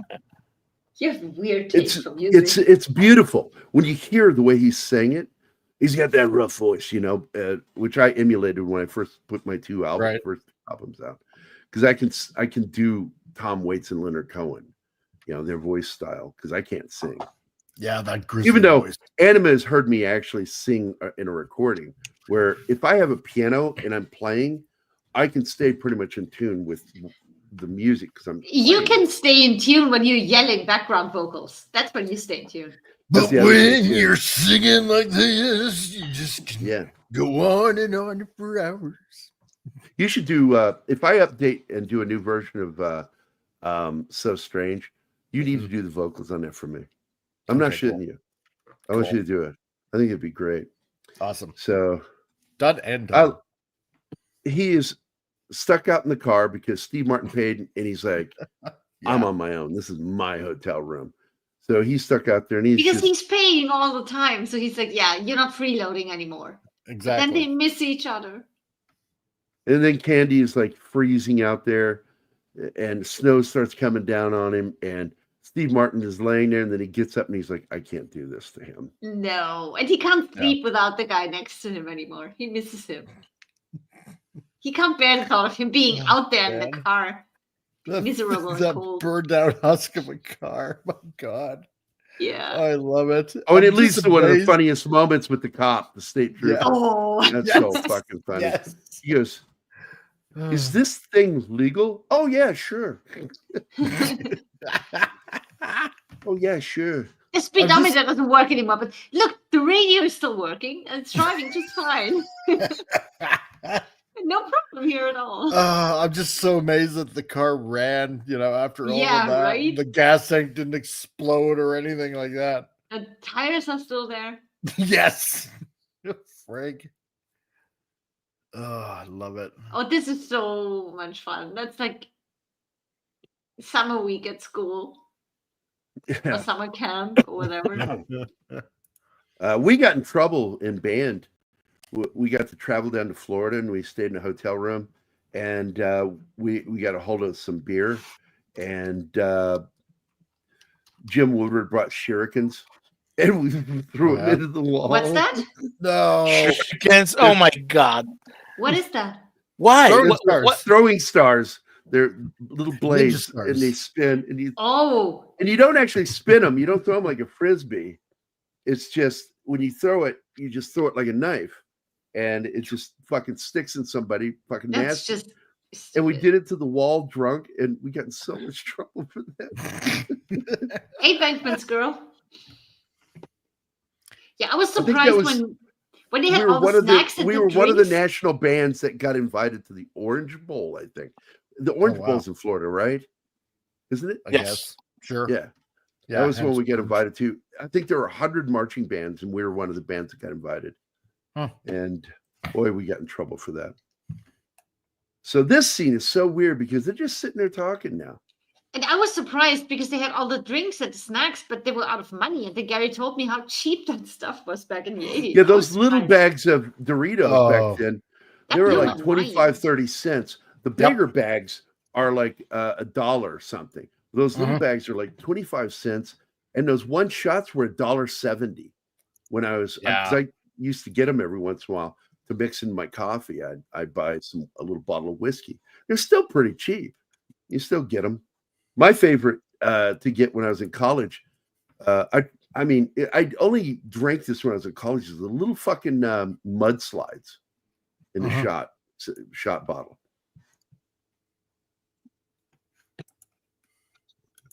Yeah. I've been to Winchester, but I don't remember the Apple Blossom Festival. It's been a long time, dudes. I mean, it's been the last time I was in Virginia was 1990. I thought you were going to say the last time I was young was in 1990. No, I was young like 20 years ago. I still felt young, like a kid. I mean, I had a girl 20 years ago raising Zoe, and I'm in this band and we're at a party, and this girl walks up and my singer introduces us, and I'm like, yeah, she's cute. She starts giving me advice on how to raise a kid. I went, oh no, I'm all into that. I've already raised 2 kids. She goes, no, you haven't. I said, yeah. One kid's at 18, the other one's 12. And she's like, oh, bullshit. And I'm like, no. He goes, how old are you? I said, like 40. And she's like, no, you're not. Pulled out a driver's license, said I faked it. It was a fake ID. And I got fucking so angry I didn't want to sleep with her. I got so pissed. Her Wow. bad, She was I hot. guess. I just got so annoyed. I'm like, what the fuck is wrong with you? Why would I lie about my fucking age to you? Or the kids. That's something that you lie about and hide them. You don't brag about having kids when you want to get into Oh my something God. like that. This scene. Oh my God, this scene. Yeah. So the snow came down and snowed them in. He's having trouble getting out of the parking spot. He's trying to help. And he fucking backs up in through the fucking hotel room window. Yeah, and what's And- Steve Martin's reaction? Oh, Get in, he goes, go, go, go, go. Yes. yeah, but here, that's his initial reaction. Aw. Oh, Then he just drive away. They don't care at this point. They don't care. he's very anymore. casual, walks to the car, gets in. Just go.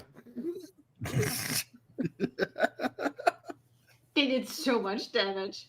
Oh crap. I mean, that car. He got upset when the other dude, I forget his name, broke the seat because he kept rearranging it. Yeah. Yeah, He was annoyed with that, but now that car is garbage, and we have the Oh, cop scene coming up. Yeah.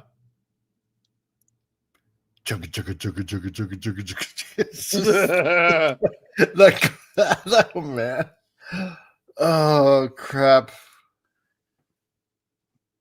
And that's when he Still see take the other music. couple.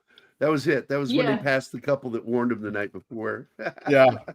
And they are without words. There we go. I'm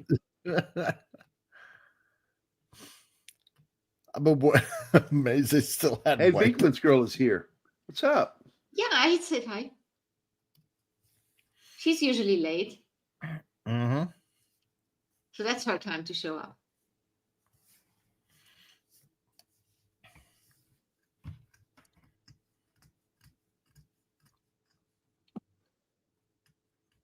And you know who that is. Yeah.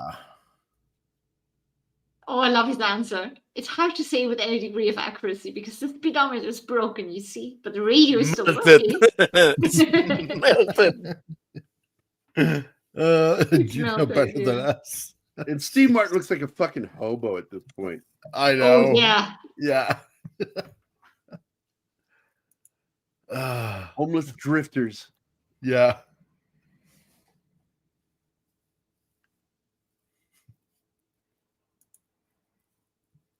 He's so Really happy about the radio.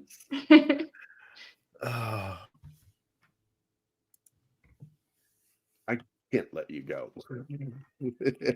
Don't sit down. God, this fucking movie. Oh, jeez. And for that, Oh, I'm real jeez. sorry. And Oh, he's jeez. trying so hard. Like, my friend needs to go home. He really needs to go home, but they tow the vehicle.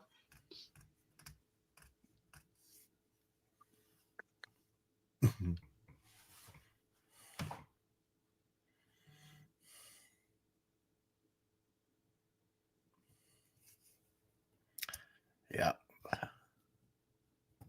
Hey, 11 Alpha. Yesterday, the military unit that's used in The Day the Earth Stood Still, they announced on the show is from my base, my first base, which is Fort Belvoir. They had In better Northern trigger Virginia. discipline when you were in. And yeah, when I was in, we had good trigger. Because in discipline. that movie, that was terrible.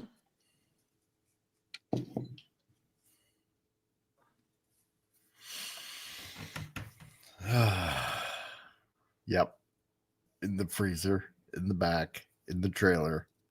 Yeah. Yeah. It just doesn't stop sucking. For hours and hours and hours. Oh crap. The worst thing is the last question Steve Oh, Martin man. does before getting there is, I hope the calefactions work. Yeah. Well, the driver is kind of picky. So Oh, He's shit. freaky about people riding up front, but he was when they drove up. So that was okay. But the two of them, they had to sit in the back. Okay. Your rules, your track. And then when he opens it up, I love it. Oh my god.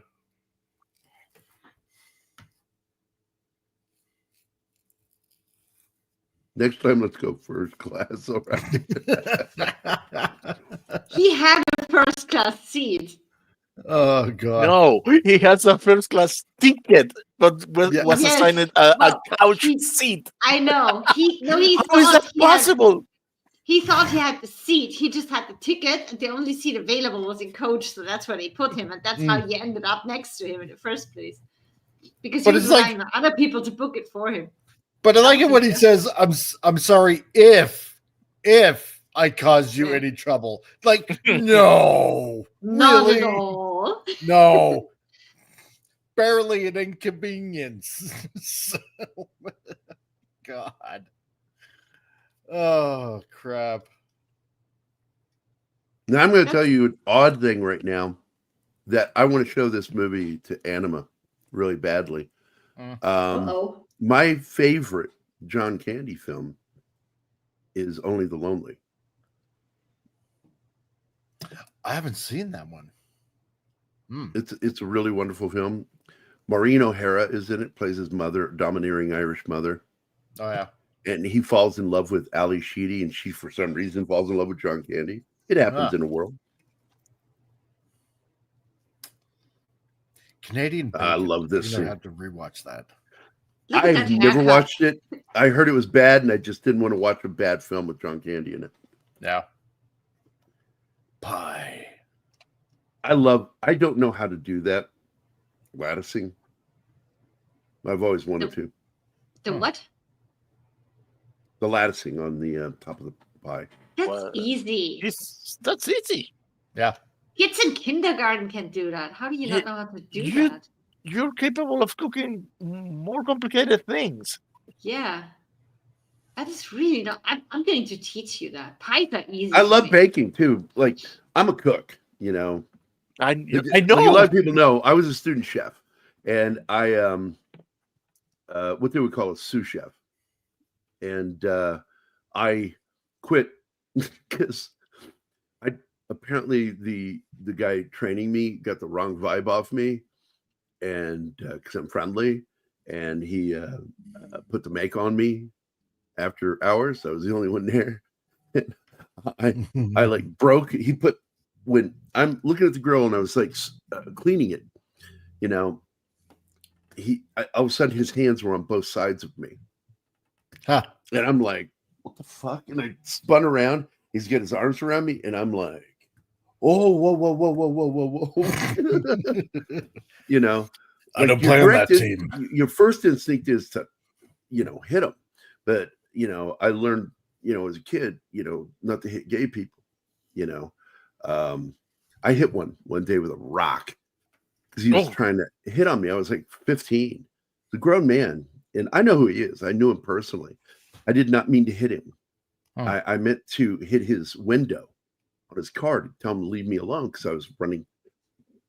I was doing, I don't know, 5-mile run. And back in the 70s, man, the shorts they had men wearing are so gay. Gay. And I felt so bad because I threw the rock and it hit him, and he sped off, and I went, oh, I did not mean to do that. And it just felt bad. So I'm like always careful with people because I'm dangerous to begin with physically. I have to be really careful with people when I handle them because I can fucking break them. And oh my God. I looked at this guy and I was terrified, and I stepped out, knocking his arm out of the way. I'm sorry, you got the wrong idea about me. I'm so sorry. And I got embarrassed and I got frustrated by it, freaked out, you know, and I just never went back. And that's how I quit working at a restaurant that's still there in Fredericksburg. You can go there. I know 11 Alpha. I think you live in Virginia still, don't you? And I know Tim does, but he's over in England right now. But Tim knows. It's called La Petite Auberge, and it's still there. I don't think that chef is there because he would be like 80 now. Wow. Look what going to say. The shorts men wore, boys and teenagers we had to wear in high school, and when we ran track, they were pretty gay. I swear to God, that looks like the house. Oh, from 1 sec. Yeah, but it's and I not. know it's not. Hold on, what No, did he say about sous chef? We did research. Oh no shit! Fuck yeah, dude. Gary's own gay Vietnam. I just love this scene so much that he went back, that he put it together, their conversations, that, oh my God, his wife is dead. He's just wondering. He said, he's got no place to go. Well, he tells him his wife has been dead for 8 years. Yeah, after he confronts him. Yeah. Yeah, after he confronts him. It's after the fact. But he figures it out. And I just love this ending. And the song that plays is Every Time You Go Away by Paul Young. Now, even though Hall & Oates did the first version, which is also very pretty, on Voices, great album. This version, Paul Young's version, I really did dig it. He's got a great soulful, smoky voice that works with it. But I got to tell you, if you get the version, it's got the girl singing it. It's very hollow. It bugged me. It's still a nice song because I heard it for the first time when the movie ended, and it was still nice. But then I heard the original. I'm like, whoa, great song. And if you pay attention, you can hear him whisper, "I'm gonna fuck you tonight." Of course, you would pick that up, Gary. It's something he would do later in another film. Oh wait, no, that was Bill Murray. Bill Murray did the same thing later in a film over in Japan. Whispers into Black Widow's ear, "If you squeeze it, I will fuck you." It's a good film, though. I got to admit it. That film, I don't like her movies. I don't think she's a very good director, but she did really well with that Bill Murray movie and Black Widow. I don't remember her name. But this is such a great film. But Only the Lonely. I know someone has mentioned it, but I also was surprised that the car didn't explode from the fire because most of the 70s. I said that when we were watching the movie. How is that car still running and not blowing up? Yeah, the fun thing, Tree Rock, and 11 Alpha knows what I'm talking about. Hollywood gets like grenades and C4 are wrong. They show these big fiery explosions. I'm like, when it's really just dirt, yeah. It's just, you'll see a flash inside.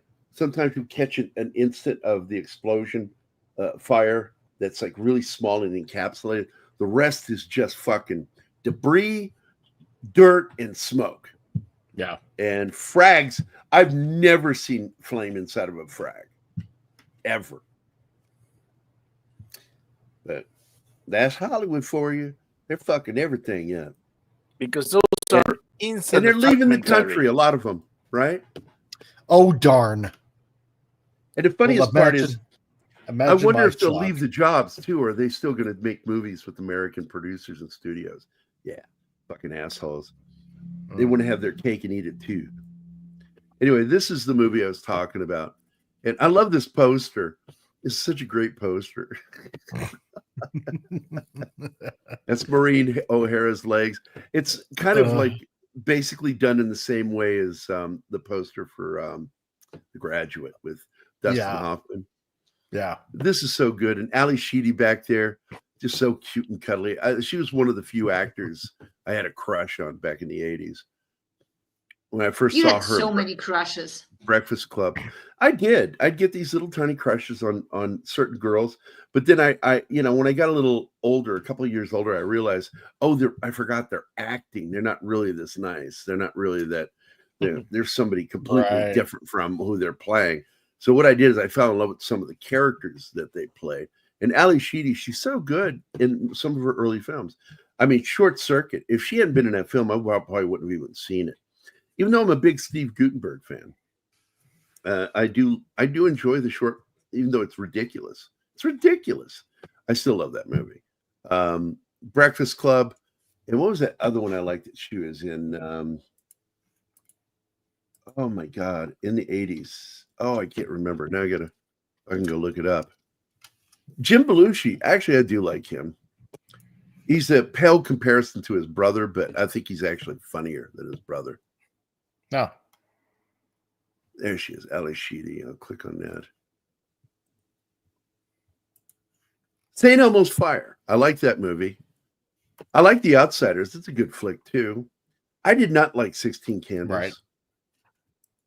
I enjoy War Games. In fact, that's one of them we've been requested to do on here. Yeah, St. Elmo's Fire. Short Circuit is fun. Good film. Short Circuit is just a fun, stupid film. Let's get back to the 80s with her. Because she was in some of my fave films in the 80s.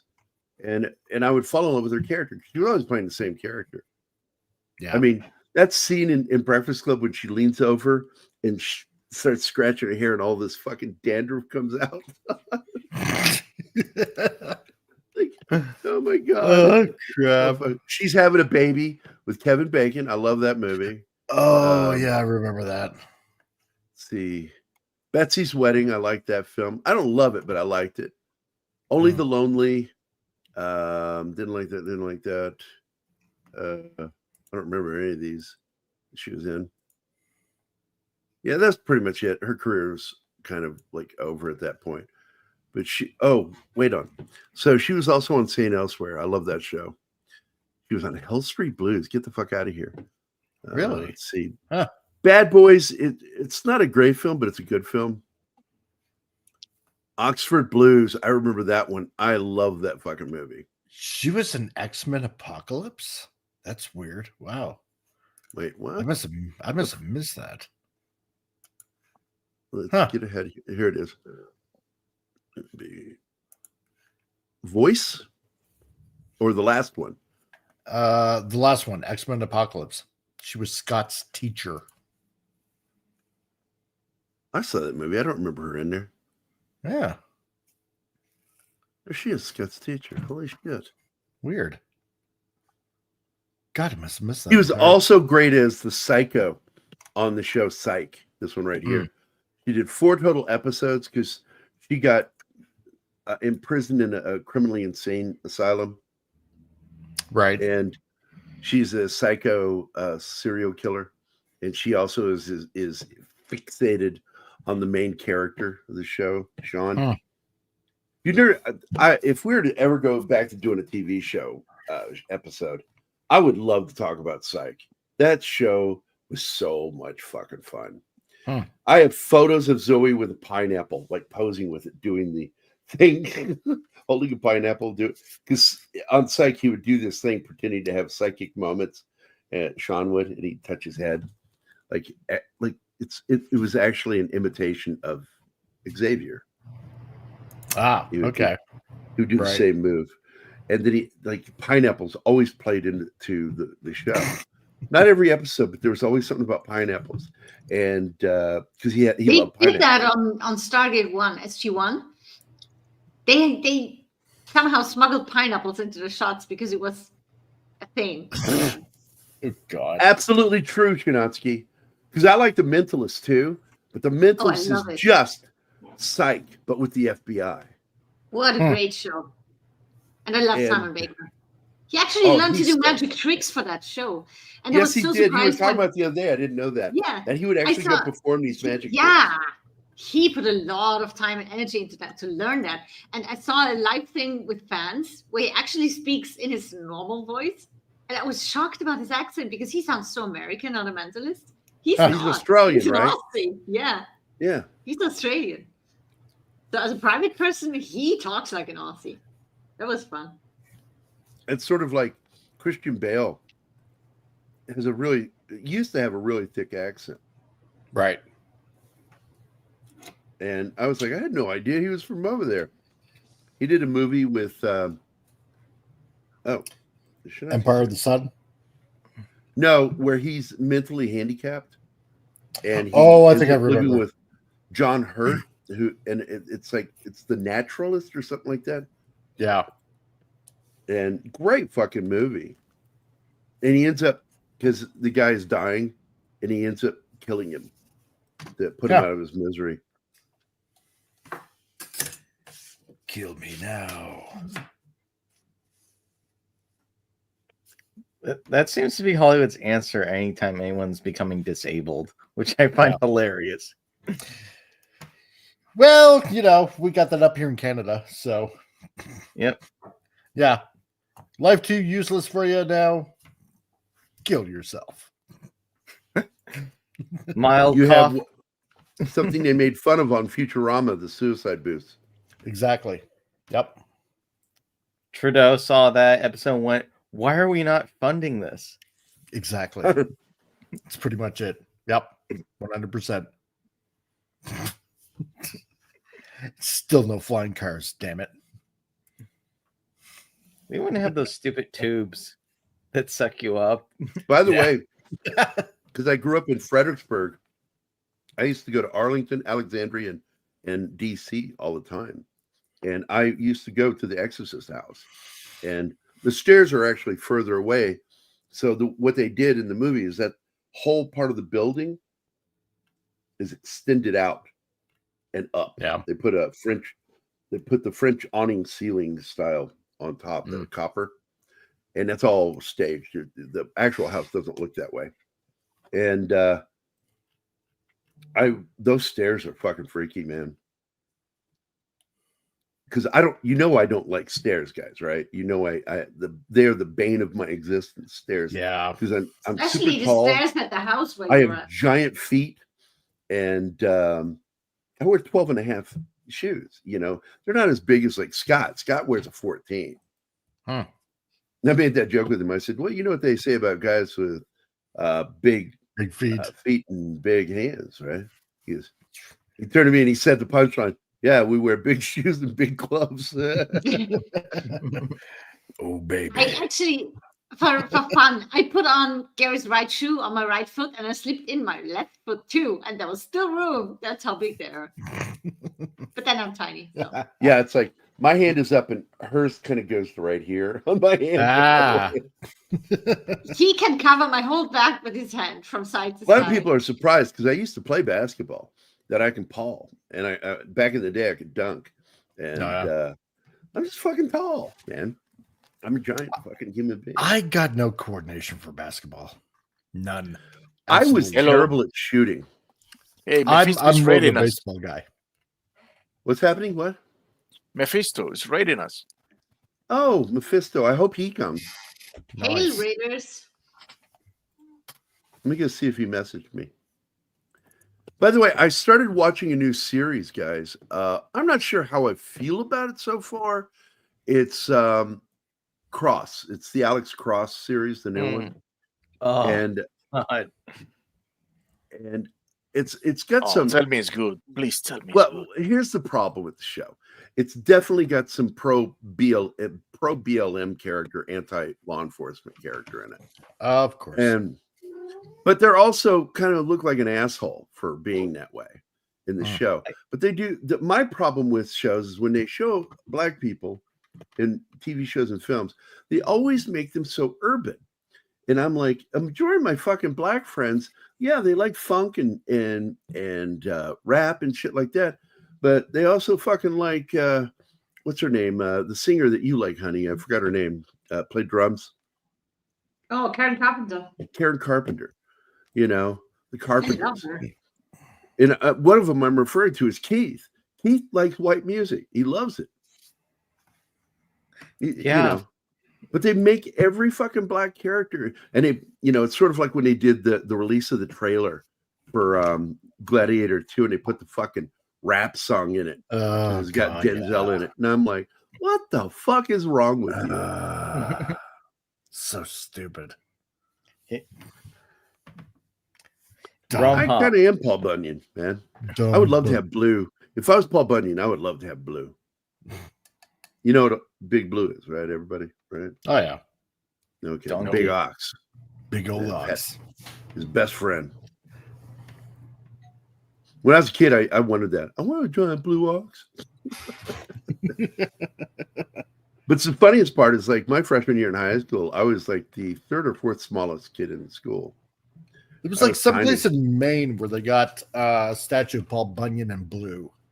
I'm trying to remember where. Somewhere It's in up Maine. in the Northeast. I know. No, it's Midwest. So It's yeah, Midwest. I think it's around Bangor, but I'm not entirely sure. It's been forever since I've seen it, but I can't remember exactly where. I'm looking it up right now. Uh-huh. Statue of Paul Bunyan's famous statue. Yeah. There it is. It's Bangor, Maine has one. Yeah. Klamath, California. Cheshire, Connecticut. Some people say Bangor. they'll say Connecticut. And I'm like, no, it's Connecticut. Yeah. It's okay. It's how it's pronounced.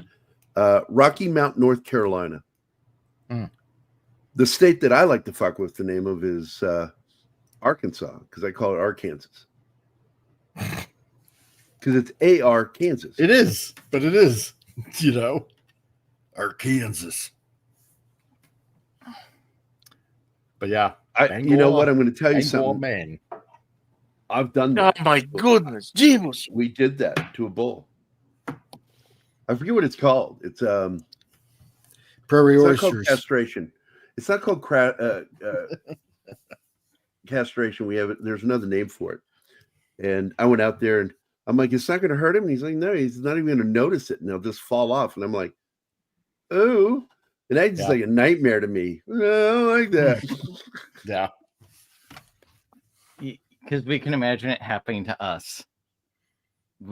Every guy in the world, when there is a groin shot, something happens to somebody's groin, we immediately squeeze our legs together or we cross them. Uh-huh. It's true. It's a psychological thing that happens to us. What's this? War Monkey is here. Oh my God, it's the House of Monkeys today. And of course, our good friend Sander Hammerslag is here too. It's awesome. I hope everybody's having a good Saturday. We sure did. We just talked about a great film, watched the slideshow. And I do love this film. And I'm glad Anima enjoyed it too. It was fun listening to her laughing. And saying, "Oh my God!" She doesn't say, "Oh my God! Oh my God!" What? I cannot not react when we watch stuff. I'm shouting at my monitor. Gary finds it hilarious. I'm interacting with the movie that we're watching. Deal with it. Right. What's the statue of up there in Fargo? I forget what that is. And we have a giant statue also in Oklahoma. There's a giant statue in Oklahoma, in Tulsa, and then there's a giant one in I think it's in Minnesota or North Dakota. It's one of the two. It's either Minnesota or North Dakota. Don't you know? Yeah, for sure. Has Zach shown up? No, not yet. It was like it's because Bush it was isn't home here, with Paul Bunyan, right? What? The Fargo one. Is that one in? Is that Paul Bunyan too? It was like, what is it? If I remember, it's like Welcome to Yeah, it's somewhere. Brainerd, Minnesota. Yeah, they have it up there too. Holy crap! Huh.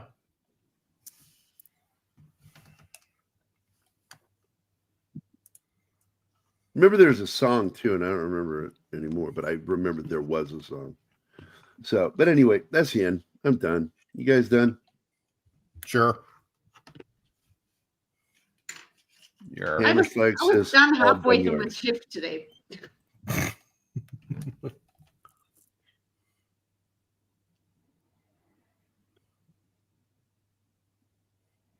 Right. I told somebody one time, I said, look, every time you give a law, you give the government more control over your life.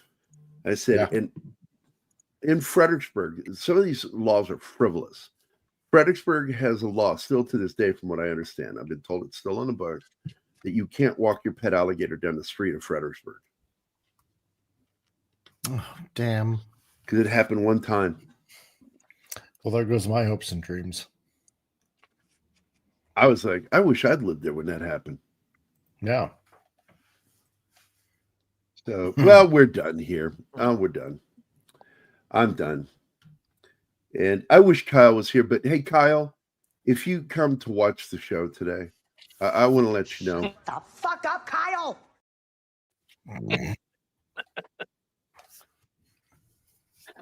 We all love you, buddy.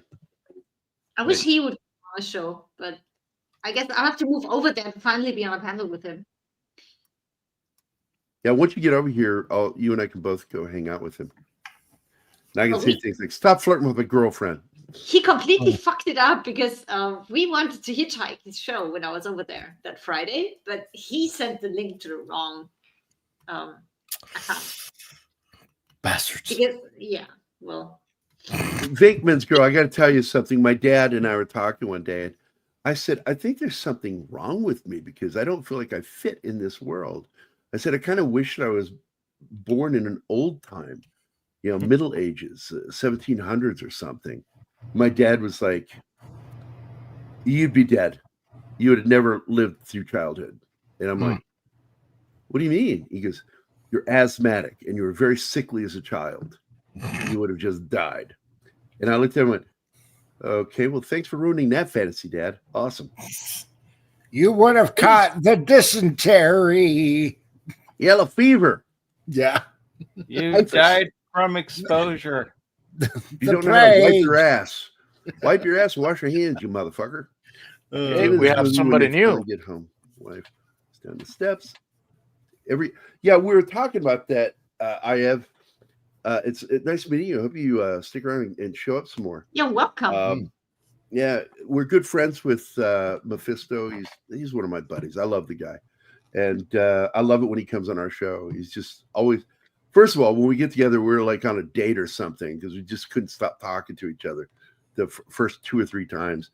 Then finally, all the bromance was settled down a little bit, and we were able to do shows and talk about the films. But it was cracking Anima and everybody up going, will you talk about the TV show at some point? The movie? Are you going to talk about some movie? Well, they detailed too badly on the first couple shows that I just muted, unplugged my mic, and went away from the computer. I was just listening to them talking because I didn't need to be there. Yeah. It wasn't a movie anymore. Jeebus, absolutely, he was a smoker, and it exacerbated my problem as a kid. I got him to quit smoking by faking an asthma attack. Several asthma attacks, because I know how to do it. And I can get the wheezing and everything, and just because it's actually technically I was self-inducing an asthma attack to get him to quit smoking. And I got him to quit. But then he ballooned up to like 200 or 300 pounds heavier because because you get that oral fixation thing. You constantly got to be smoking. Well, if you're not smoking, he started pumping the fucking nut. It sounds gross. Nuts in his mouth. He had nuts in his mouth. And my dad would like down corn nuts. Have you guys ever tried those things? Oh yeah. Ridiculous. Yep. Love and them. he would get those, and he would get cashews. Was his favorite. And that's just that's fatty. And he'd eat a fucking jar a day. Damn. And that was what he did instead of smoking, was started downing nuts. I did down nuts. Couldn't get enough nuts in his mouth. Oh my! I gotta tell you, I remember pissing my dad off one day when I was in the army. I came to visit him while I was on leave, and Dad started going on about gay people, and just was like, just going off about how they're all kitty diddlers and all this stuff, and he wasn't using nice words or jokey words; he was using harsh words. And at the end of it, I said, Dad, you ever heard the old saying, she doth protest too much? You sure talk a lot about gay people, and it makes me worried. He fucking exploded on me. The fuck are you saying to me? I'm not saying anything. I just think it's odd that you just are really fixated with gay people. And you like, is there something you want to tell me? Because you've been alone for a few years now.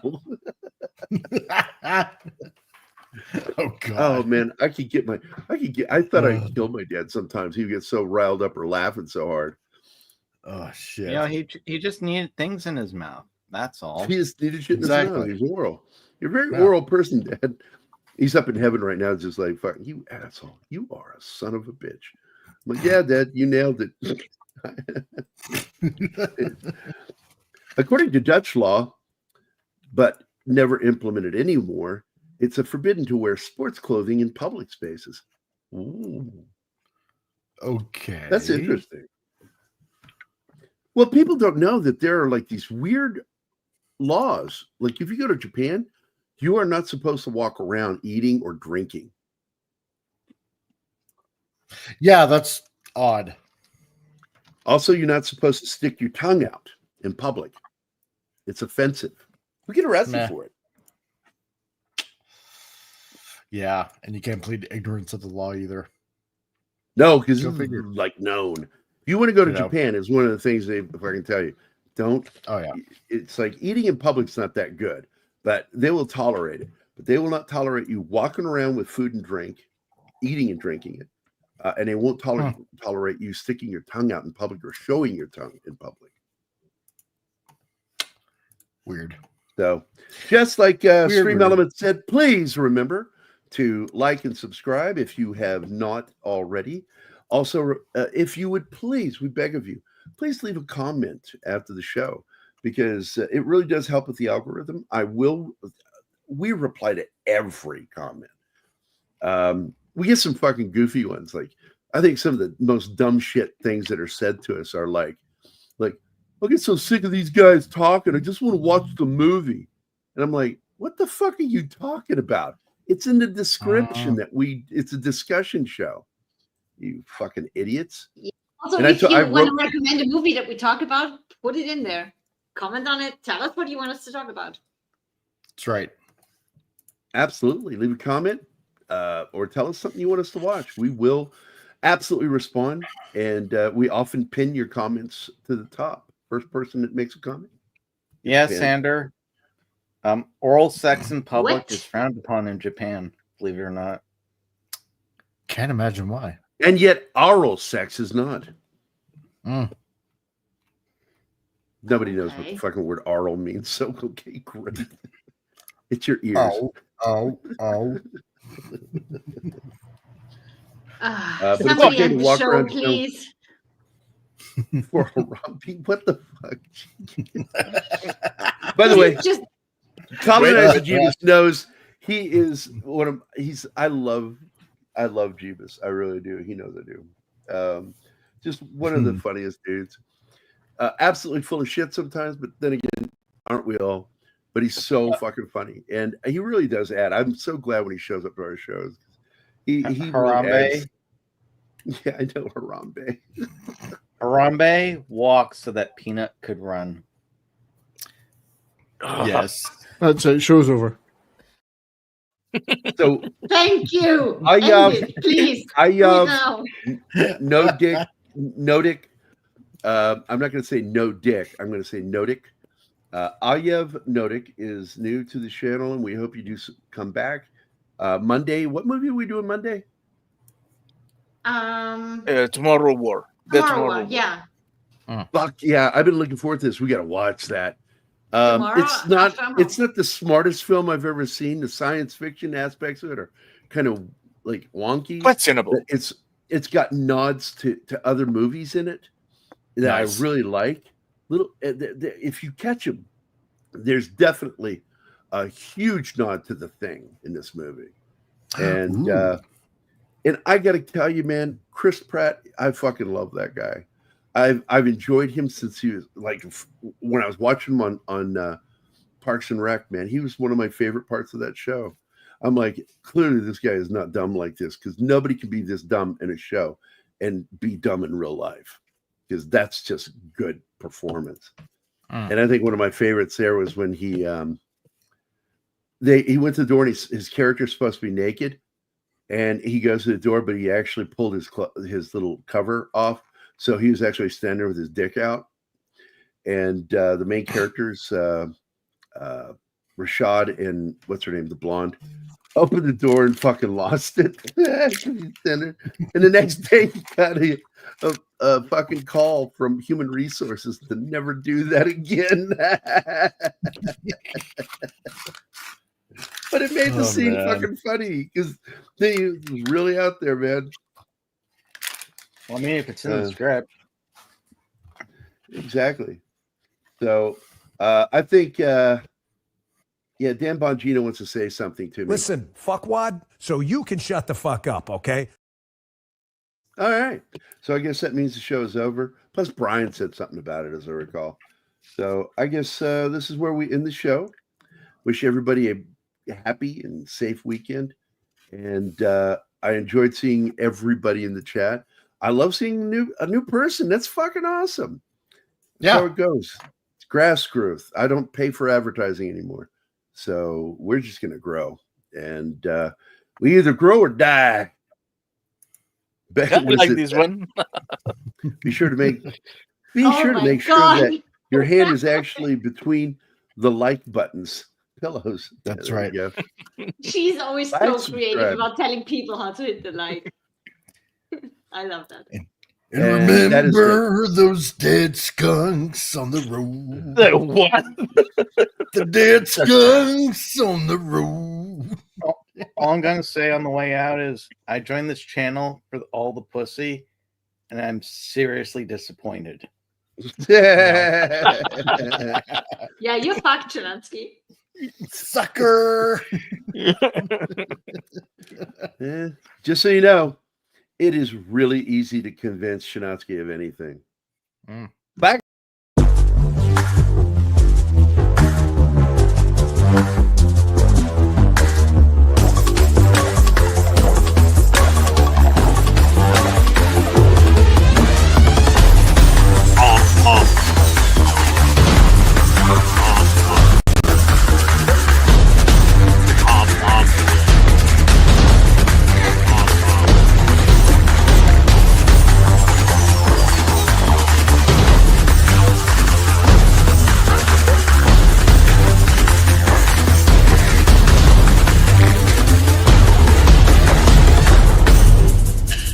This episode is brought to you by the Comic Relief Crusaders Wax and Anal Bleaching Shop. Show up anytime you want. Shazam! Shazam! Thank you. That's all, folks.